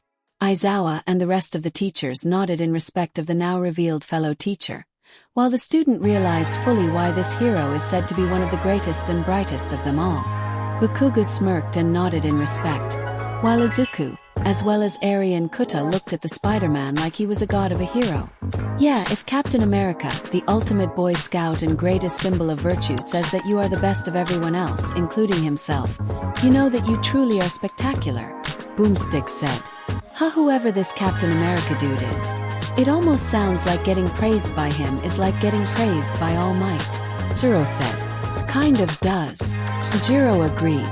A certain spectacular theme song starts playing while showing images of Spidey fighting villains of all kinds, ending on Spidey doing acrobatics and firing webs at the screen. Spectacular. Spectacular. Spider-Man. Spectacular. Spectacular. Spider-Man. That song part sounded cool. Kyuka nodded. I wonder what the whole thing was. The device hummed and lit up in response to Kyuka's question before a socket opened up inside the device and out stuck out a cord with a plug in it. Request granted. The voice of the device spoke up. Please insert phone for download. Kyuka and the group blinked in surprise. Wait, it has music on it. Or is it that Zayden guy responding to Jairu? Momo pondered. Who cares? Go on, Jairu, do it. Mina said excitingly. Maybe we can hear more of the song when we get back to the dorms. Sure. Kyuka said, almost unconvinced, but the temptation to listen the cool song was too tempting, and so, with a nod from the teachers, Kyuka brought out her phone and attached the cord to her phone. Immediately, her phone received a pop-up message showing a progress bar being rapidly filled up. When the bar completed, the device said, Download complete. Downloaded songs fully uploaded into phone. Wait, songs? Kyuka questioned. How many songs were just uploaded? Over 300 different songs related to both Death Battle and related franchises and fighters. The device responded. Kyuka and the group were wide-eyed at the number of songs, the punk rock chick and her fellow students growing more and more excited. After Kyuka sat back down, the group truly started to think about the wall-crawling hero, the thoughts being overtly positive with a few negative thoughts over Spidey's recklessness and impatience from some of the pros like Endeavor. The students held the hero to a more positive standard with even overtly negative opinionated individuals, such as Bakugo and Monoma, having very little if at all bad things to say about the superhero. Alright, the combatants are set, Wiz declared. Let's end this debate once and for all. It's time for a death beatitititi. Boomstick shouted. The device once more paused the video and scanned for the two's counterparts, while the group got down to voting. A rather notable omission from the voting was Izuku Midoriya. The former quirkless teen was heavily conflicted in choosing between both heroes, each one having multiple things that the green-haired teen felt they had in common and represented very important parts of him. With Batman, Izuku found his realization of a quirkless hero who always won in the end and stood against and among even those with powers and still came out on top. But with Spider-Man, Izuku found a more accurate version of himself, a formerly powerless, picked-on nerd with a hard life that was given a chance out of nowhere to be a hero and being given power that, while Spidey gained out of a random bug bite, learned the hard way the consequences of great power and worked hard to be the great hero he is now. Of course, Izuku could not tell the group why he truly didn't want to choose between the two. So he just said that he just couldn't pick because he liked the two heroes too much to choose, which of course wasn't a complete lie. As for the rest of the group, those who voted for Batman included Eraserhead, who appreciated the more serious, no-nonsense aspect of the hero and for their similar fighting being mostly quirkless Endeavor, who respected the quirkless vigilante for overcoming even the strongest in his world, something he failed to do, Tokoyami and Fumikage, their only response being revelry in the dark, Nizu, who respected the man's great intellect and detective skill, Ojiro and Itsuka, for his martial arts mastery and skills, Kuta, who, while both heroes had dead parents like him, liked the more badass, dark hero the better, Momo, for the confidence boost she felt from Batman's similar rich background, Melissa, for both his tech and being a quirkless hero, David, also for his impressive tech and the obvious boost that the vigilante had on his daughter, May, and Power Loader, both because of his amazing crime-fighting tech, and even, shockingly enough, Bakugo, who declined to say his reasons. But it was obvious the Batman was scary, badass, and strong enough to make the former bully choose him. And those the most notable voters for Spider-Man were Zero, for the hero's similar powers and looked to his own favorite hero, Eri, who liked the brighter, funnier Spider-Man than the scary Batman, Shinso, who appreciated Spider-Man's use of quips to trick up his foes like him, Mandalay, for a similar reason to Shinso and seeing a lot of Kuta in Peter Parker, Mina and Kirishima, the two both sympathetic to Parker's bullied past but with their own reasons too, Mina's being his agility and acrobatics while Kirishima for his strength, durability, and always fight-back attitude, Mount Lady, for the similar change of heart on being a hero not for money and fame but for doing the right thing, Ida, for Spider-Man's similar pain of losing a loved one and being driven by vengeance and change of heart, Azui, for Spider-Man's wall-crawling and similar powers, Monoma, who while stunned by Batman's skills and achievements while quirkless still felt the spider would win by advantage, Mineta, the awakened purple perv begrudgingly voting for the Spider-Man for scoring a hot harem of babes, Maruko, who liked the agility, strength, and speed of the arachnid-themed hero more, Kyuka for Spidey spider sense, and All Might, for the hero's similar powers to the vestiges, and seeing a lot of Peter Parker in young Midoriya. Multiversal counterparts detected, the device said. Batman. Multiversal counterpart. Eraserhead aka Shuta Aizawa. Wow, we found a counterpart to you, Mr. Aizawa. Uraraka pointed out. You're Batman. I can definitely see it. Midnight smiled teasingly. Both of you being grumpy, serious, cold brooding men that work at night. Aizawa hummed at Uraraka's excited call while ignoring Kayama's tease. Spider-Man. Multiversal counterpart. Izuku Midoriya. Okay, what is this, like 11th counterpart Midoriya has? Kaminari exclaimed annoyed. Perhaps this rather continuous trend of finding your successor throughout the multiverse could be from what the device said about yesterday. Gran Torino whispered to All Might. That he was a nexus point, right? Yeah, a keystone figure among the many parts of the multiverse, it said. All Might whispered back, looking down worryingly at Izuku. Plus, this Spider-Man's powers seem rather similar to young Midoriya's quirks from the vestiges. But if the two had one thing in common that would make me certain the two were linked, I know of two. Which are? Gran Torino asked. They both have an unbelievably horrible luck. All Might started with a sad chuckle and smile. And the two never give up. While the girls were happy to find another counterpart to Izuku, they, along with the other students of Class 1A, remembered Peter's bullying and started to think back to yesterday. But do you guys think that Izuku was perhaps bullied or abused? They remembered Uraraka's question from last night. Kyuka thought back to when Izuku told her about some of his past, about how no one believed he could be a hero because his quirk came late and everyone thought he was a quirkless loser.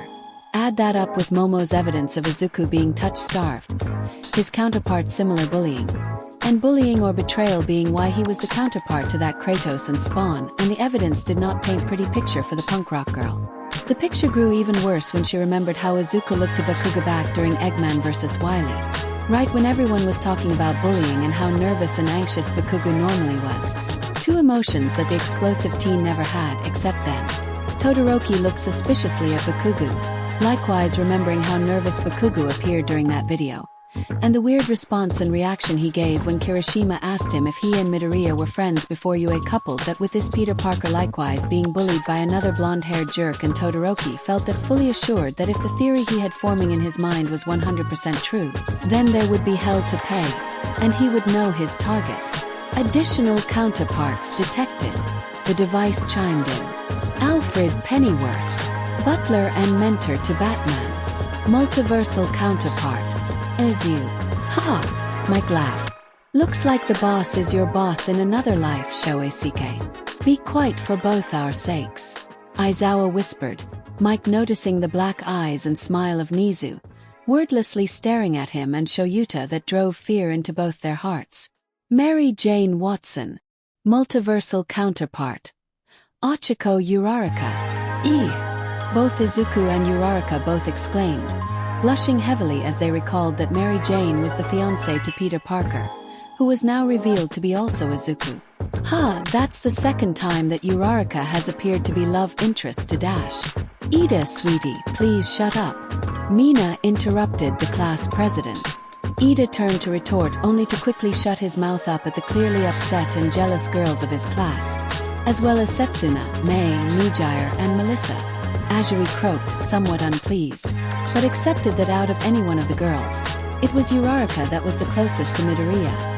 Her or Melissa coming at a close second, so she found it reasonable that Uraraka's own counterparts would be so close to Izuku's. Didn't mean that she had to not be slightly jealous about it, but so vindictive that the frog girl didn't catch the floating, blushing Uraraka before she floated to the ceiling. Uncle Mirio, what is a fiancé?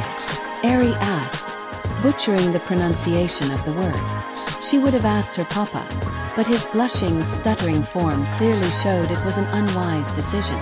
Oh well, Eri, it's when a girl and boy like each other so much that they, the boy, sometimes the girl, asks the other to marry them and they are fiancés before they get married. Mirio replied with a bright smile. Eri's eyes widened.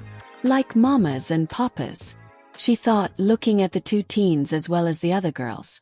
So is papa's fiancée Miss Ochiko? Or is that Miss Melissa? Or the others? Gwen Stacy. Multiversal counterpart. Melissa Shield. This time it was Melissa's turn to start blushing heavily, with Izuku's own blush brightening to the point that he could be used as an emergency light. This would also further the other girls' jealousy, Eri's confusion, and Mineta's jealousy. Midobro, look at you.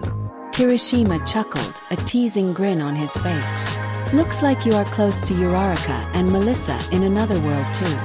Quite the ladies' man you are. Izuku felt so defeated that he practically begged for something to distract him from his embarrassment.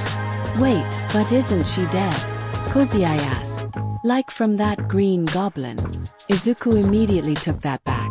The mood of the room took another drop.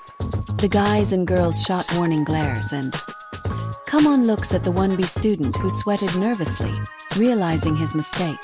David dropped his head to his hands, the image of Gwen Stacy's dead body now permanently replaced with his baby girl. The inventor collapsing into deep sadness and utter rage and hatred towards whoever this green goblin was. Gran Torino and All Might comforted the man. The latter likewise saddened that yet another of Melissa's counterparts was dead, much like that sweet girl who helped shadow the hedgehog Maria. It didn't help the former pro's mood when the laugh of the green goblin started to sound eerily familiar to Shigaraki's. Melissa sat shocked at the revelation, her eyes full of confusion and fear. Her mind overanalyzing both her counterparts' deaths to mean something in her own life that she was unaware of the comforting words of the students around her. Two hands on her own snapped her out of her trance, the blonde-haired inventor looking to see the come from both Izuku and Eri, sending her sad and comforting smiles, their eyes telling her all she need to calm down. It's alright. Everything is going to be okay. Because we wouldn't let anything happen to you. Melissa tearfully smiled and accepted a hug from the white-haired girl and a half-hug from her green-haired crush. Harry Osborn, multiversal counterpart. Tenya Ida. That revelation did not improve the mood either. Ida stared horrified at the revelation, not mainly at himself but at the knowledge that his other version's father was responsible for the counterpart to Melissa's death.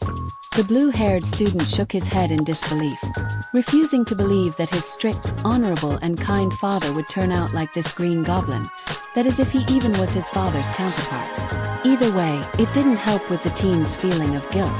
I am deeply sorry. Ida stood up and bowed lowly to Melissa and to David Shield. I apologize for my father's actions towards you, Melissa, and towards you and your daughter, Mr. Shield. Trust me when I say that my own father is an honorable man and would never ever commit something so horrible as this, but I so sincerely apologize for the actions of my other self's father. Ida felt a hand on his shoulder. Ida, it's okay. Melissa spoke, Ida looking up to see Melissa's kind and understanding face. I understand and don't hold you or your father responsible for what happened to other me. What happened in this other world, their actions, they don't mean anything here. So you and your father are not responsible for what your counterpart's father did. And neither is your counterpart responsible for the sins of his father. So please don't blame yourself. I truly do believe you that your father is what you claim him to be. He would have to be to raise a guy as great as you. Ida gaped in shock at such stunning, kind words from the Shield girl. She's right, son. Ida turned to see David Shield looking at him with similar understanding, kind eyes. What happened there is the actions of another world, another life. Don't hold yourself or your family responsible for things out of their control or knowledge, I sure don't. And if your father raised a fine young man as yourself, then I agree with my daughter in trusting your word. Ida choked up a sob, wiping away the tears from his eyes. Thank you, Ida exclaimed and bowed again. I shall not forget your kind words. All right, Ida, but can you please sit back down so we can watch the fight? Melissa asked, nervously smiling. Of course. Ida yelled and quickly sat back down, much to the fond smiles and chuckles of the students and teachers. With that settled, the video unpaused and the fight began. The fight began in the dark, cloudy night sky of a city, zooming onto the rooftop of one particular building. Spider-Man swung and landed onto the rooftop of the building, legs and arms spread wide in a pose, and waited. The shot zoomed to the top of the exit of the rooftop where a dark, caped shadow loomed atop. The shadow jumped up and landed before Spider-Man, revealing the Batman in all his brooding, scary glory. So you're that menace from New York City? Batman growled out.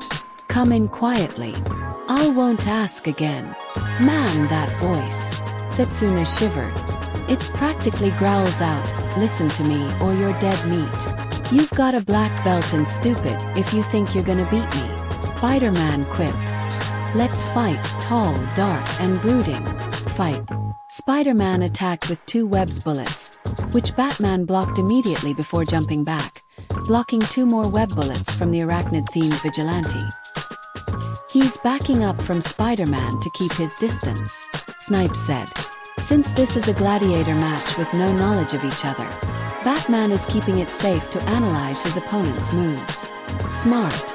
As he landed, Spider-Man fires a webline at Batman, pulling the caped crusader towards him and striking at the Batman with flying kick, followed by multiple mid-air punches and kicks, all of which Batman predicted and blocked. Batman countered with a leg sweep, causing the webhead to trip up before trying to recover with a jump, right into Batman's fist. The Dark Knight struck the spider-themed hero with a couple more strikes before knocking him backwards. Spider-Man used his longer range with his webs to bring Batman closer to strike at him quickly, Momo said. However, Batman predicted and blocked all of his attacks easily and countered with his own. Spider-Man bounced off the ground before landing in a slide. Batman threw 2 batarangs at Spider-Man, one of which Spider-Man jumped into the air dodged, while the other he snagged with his web and threw it away. Batman throws another batarang towards Spider-Man, but struck the floor beneath his feet. Ha, so much for great aim and training. Monoma taunted. Spider-Man stood up straight and rubbed his neck and shrugs. It's just not your day. Ha-dash Spider-Man's taunt was cut short by the flashing light, beeping and later explosion of the explosive batarang, launching the stunned arachnid into the air. It was an explosive batarang, Melissa said. He threw the batarang at his feet purposefully, knowing that Spider-Man would think he missed and be off guard from the explosion. UQ said, remember students to always keep your guard up and to not get too arrogant or reckless. Spider-Man recovered and landed near the rim of the building. He raised his head, his spider sense ringing, and turned around to see Batman land behind him and toss a smoke bomb onto his feet, clouding the area in thick smoke. Batman took advantage and rushed Spider-Man with a jab, which the webhead blocked, along with a follow-up kick, though he failed to stop the third kick to his chest, stunning him.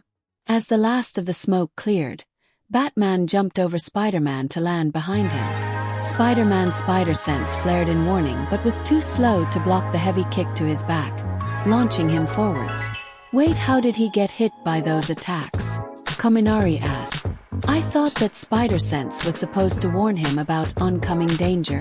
It did, jamming Ye. Hyuka said. Those yellow lightning bolts that appeared over his head, those perhaps are some way to show that the spider sense is acting up. And he did block 2 of Batman's attacks while there was smoke, but they said that Spider-Man has to be fast enough to react to it to truly escape the danger. Jiro pointed out. Batman was just too fast for him to keep up with. Kick his ass, Batman. Could have cheered. Spider-Man hit the edge of the building before flipping and landing on it, in time for Batman to throw a bola at him. The bola wrapped itself around Spider-Man's torso. Spider-Man grunts and struggles to break free from the bolus, only for an explosive, that the wall crawler and the audience failed to notice, to explode and sent him flying once again. Whoa, what just happened there? Mina asked, puzzled. The Batman placed an explosive at the rim of building. Endeavor answered. He must have placed it there when he created the smoke and knocked Spider-Man back to the edge so the explosive would go off. Clever. Ow! Spider-Man groaned lightly as he was blasted off the top of the building. He started to spin as he fell, before shooting a web line at the building's walls to pull himself forward and stick to the side. However, the moment he touched the wall, Batman swung in with his grappling gun and kicked Spider-Man straight through the glass and into the building. Ooh! Sin cringed. That's gotta hurt. Man, the guy's not letting up, is he? Wei said. He's trying to end the fight as quickly as he can, Jirota said. Against an unknown opponent, Batman is likely attempting to finish Spider-Man quickly so that Spider-Man doesn't gain the upper hand through some unknown ability that Batman is not aware of. Now that's my style. Bakugo grinned darkly, his hands sparking mini explosions. Continue pressing on and knocking my enemy out mercilessly until they can't get up and ensuring total victory. Setsuna, Bondo, Kamakiri, and Awais flinched, remembering how easily they were overwhelmed and defeated by Bakugo and his team during their joint training battle. Spider-Man rolled into a recovery while Batman fired his grappling gun again and disappeared onto the shadows of the ceiling. Once he recovered, Spider-Man looks around the building for the Batman, when suddenly a batarangs flew from the shadows and started breaking all the light bulbs, flooding the room in pitch-black darkness. He's darkening the room so that he can attack on Spider-Man from the shadows, Okoyami said. Revelry in the dark. Before Shirhai could repeat it, Ojiro said. Can you guys cut that out and watch the fight? Batman snuck up from above, attempting to sneak up on the wall crawler, but Spider-Man's spider sense once more alerted him. Parker shots out a web from his left hand from his web shooter to the ceiling above him, pulling and dragging the Dark Knight out of the shadows and down to the ground in front of him. Spider sense for the win, Kirishima cheered. While Batman has the advantage when it comes to stealth, it is proven useless against someone who can sense danger coming, Izuku said.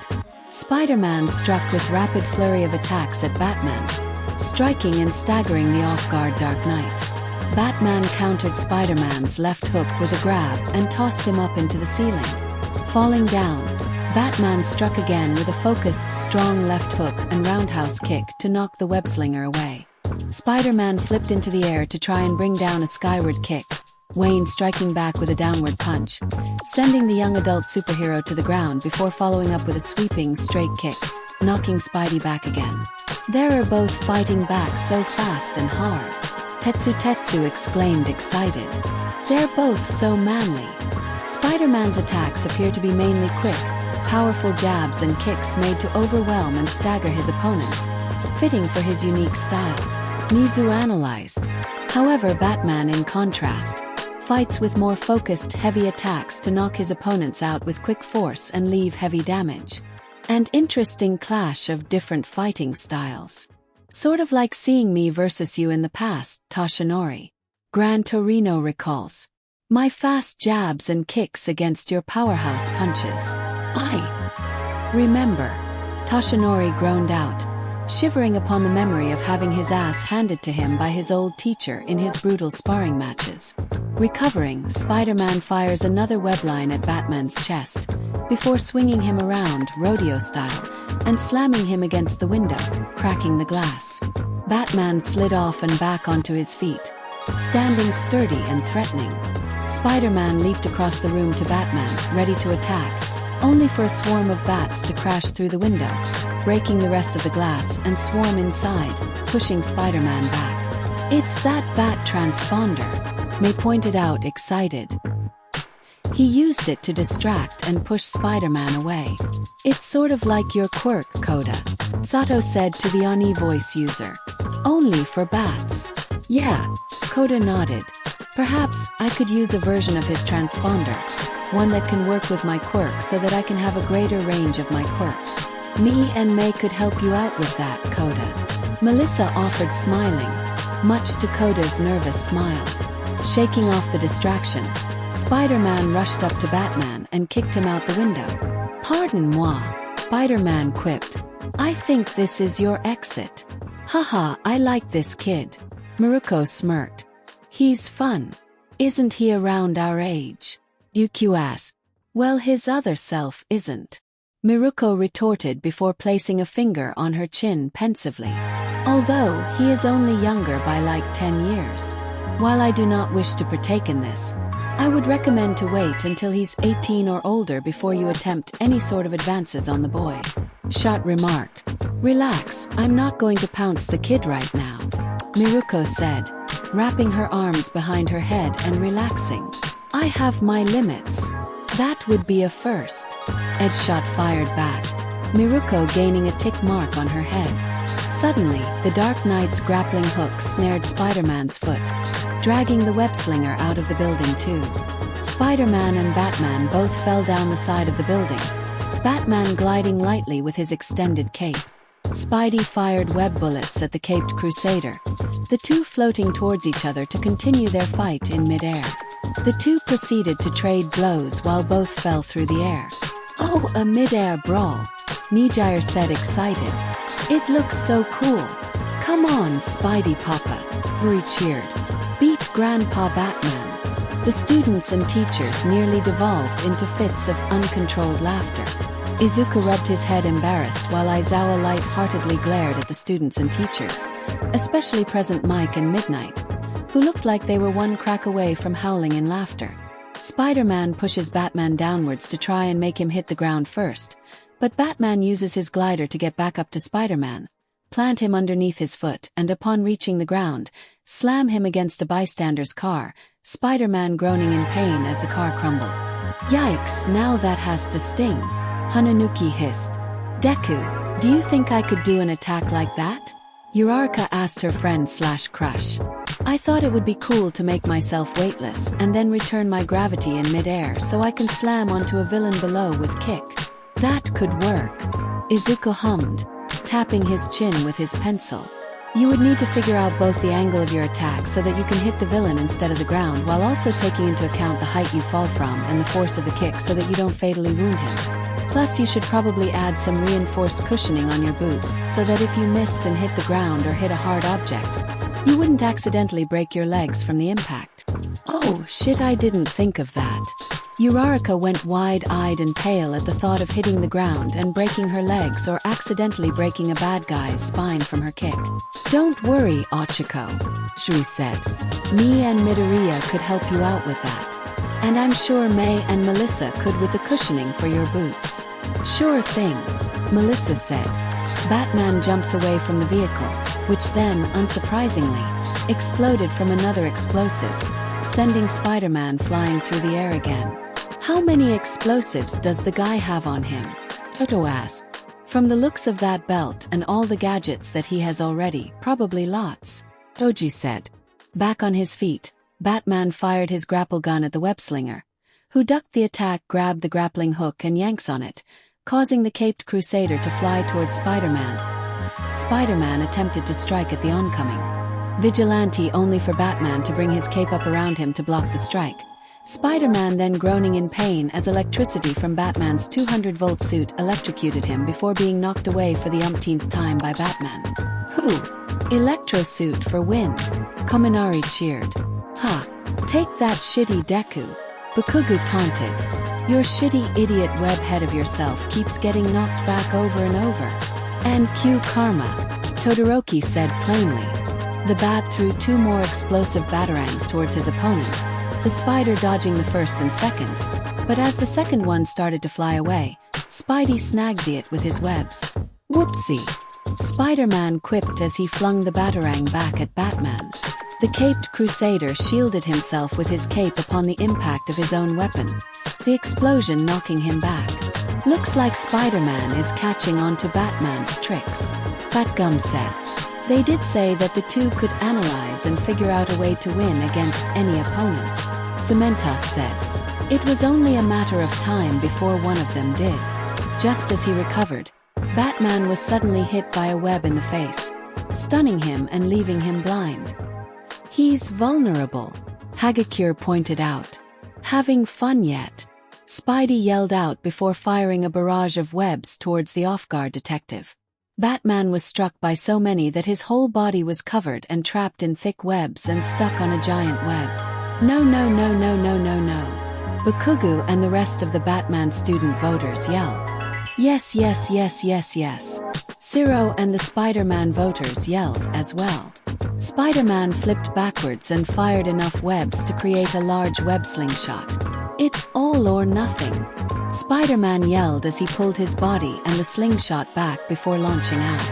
Izuku and Mirio sensed something bad about to happen and covered Eri and Kuta's eyes, the two squirming in protest. Spider-Man rocketed towards the trapped Batman at high speeds, sticking his feet out. Lucia Sear! Spidey yelled as he collided with the Dark Knight, blasting through the webs alongside Batman. Batman's torn-apart torso and head. Gah! Bakugo growled in defeat while the room was filled with cheers of victory, groans of defeat, and gulps of vomit barely kept back. Aizawa sighed and accepted his defeat. Spidey landed and slid to a stop, with Batman's torn-up, bloody body sliding beside him. Sorry about that. Don't usually get so torn up. Spider-Man punned before swinging away. Web swing. Ugh, he makes even worse puns than Boomstick. Kyuka groaned, rubbing the bridge between her eyes. Ha ha ha. Mirio laughed. What do you mean? That joke was funny. It really tore me up. Stop. Please stop.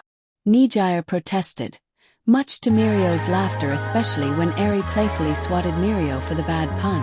Midori, as much as we all love you, you are forbidden from telling puns, Mina said. Izuku looked confused at Mina and at the rest of his classmates as they nodded in agreement. KO. Damn, that was brutal. And funny, Boomstick exclaimed. Show it again. No. Uraraka protested, still queasy from the death scene. Not again. Despite Batman possessing more skill and knowledge, Spider-Man's abilities ultimately overpowered his arsenal. Wiz began the explanation. Spider-Man. Stronger and faster. Spider sense counters stealth. Batman's gases and drugs do not affect the spider sense. Way of the Spider matches any of Batman's martial arts. Main villain, Green Goblin, shares similar gadgets to Batman. No easily discovered exploitable weakness. Greater endurance and healing factor. To be fair, Bats might have been able to deal with Spidey's strength and speed and knock him around a bit. But that damn spider sense changes everything, Boomstick said. Right, the spider sense counters surprise and stealth, Batman's most valuable weapons. Wiz agreed with his co-host. And even upon blows that Batman dealt out, Spidey's superhuman physique and endurance helped Spidey tank a lot of Batman's weapons and hits. Add in Spider-Man possessing a small healing factor, and Spider-Man would eventually win out. That makes sense, Todoroki said. Also, Batman wasn't able to fully figure out what Spider-Man's weakness was. Indeed, Ida agreed. Additionally, that particular weakness is a rather unorthodox one that Batman could likely not have been able to figure out easily without planning. But how could Batman lose to a wimpy spider nerd when he defeated the entire Justice League on his own? That's what I was about to say. Bakugo roared in anger. How can he defeat that super powerful Superman but can't beat shitty DKU who only has powers of a bug? Batman. Smarter and more strategic. Armor held up for the most part. Can escape any trap, but some need more time than others. 200,000 volts is a minimum requirement for standard tasers. Slow, analytical approach trumped by Spider-Man's speed and boldness. Many of Batman's greatest achievements have required weeks or months of preparation and planning, which can hardly be compared to the one-on-one confrontation of a death battle, whereas Spider-Man has defeated some of his greatest enemies with the same tactics, but on the fly or usually after a day or two. Wiz explained. And keep in mind, if we have given Batman enough prep time, the same would be done for Spider-Man. Well, that sounds fair, Kaminari said. Plus that voltage on the suit can barely be powerful enough to deal actual damage. Shut the hell up, dunce face. Bakuga roared. However, there was one way Spider-Man was able to predict and overcome Batman by comparing the Dark Knight to one of Spider-Man's greatest enemies. Wiz pointed out. The Green Goblin. Boomstick answered.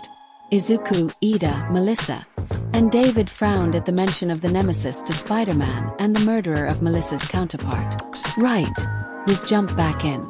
Many of Batman's weapons are similar to Green Goblin's own array, such as shuriken with a similar bat wing shape, explosives, smoke bombs, and electrocution.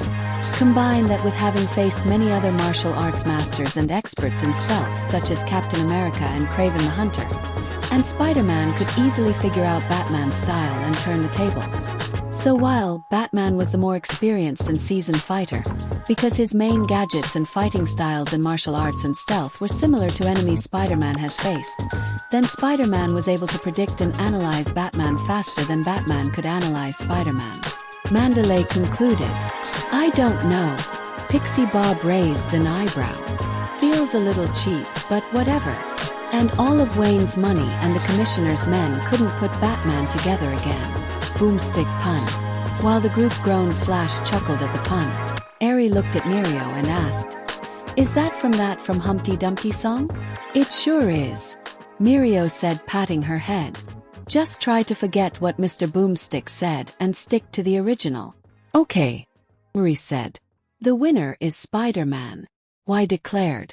With the fight finished, claps sounded off through the room. Honestly, this one's got to be my favorite death battle yet, Zero said. You're only saying that because your guy won. Kaminari rolled his eyes. Well, yes, but not totally. Zero retorted.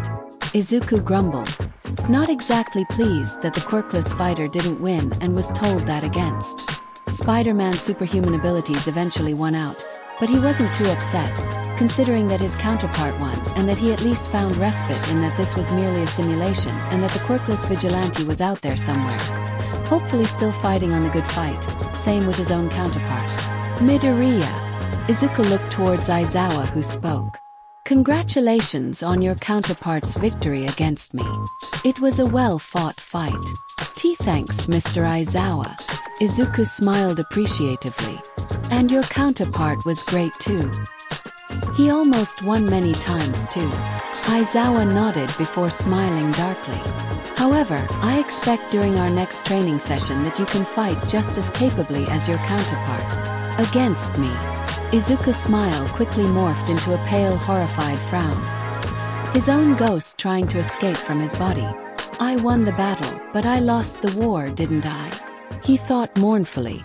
The students, teachers, and pros all sent their pity and good wishes to the golden boy of 1A. Well, I must say that this battle was quite exciting, Nizu said. For once, I was proven wrong. Yeah, think you're slipping, sir? All might ask teasingly. Oh heavens no, but I do appreciate being proven wrong sometimes, Nizu said.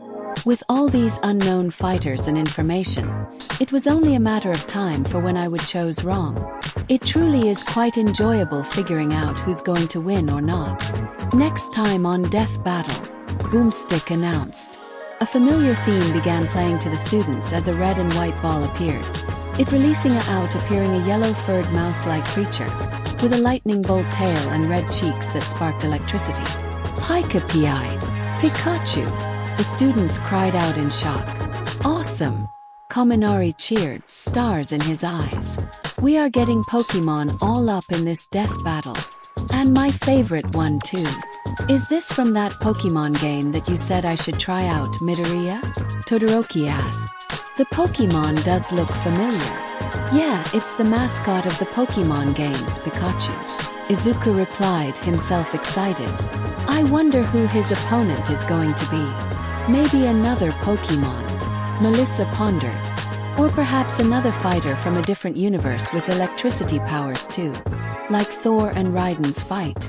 The screen showed a green-skinned and wild-haired beastly man pop out of the woods, roaring as his body was covered in electricity. Pikachu versus Blanca. Blanca, Momo said. I suppose that he was chosen for perhaps similar powers revolving electricity. For a second I thought it was you, a Pokebeast. Setsuna patted Jirota's shoulder. What with that hair and beastly nature on that guy? For the last time, my hero name is Gavaden, not a Pokebeast. Jirota retorted. Well, shall we play the next video, Nizu? All might ask. We shall indeed, Nizu said. Perhaps, after this and another one we can call it in for the day. While the students groaned that they only had 2 left for the day, they had to admit that they were feeling a little tired sitting down all the time, and noticed by the windows that it was getting dark. With the consent of the teachers, May pressed the play button.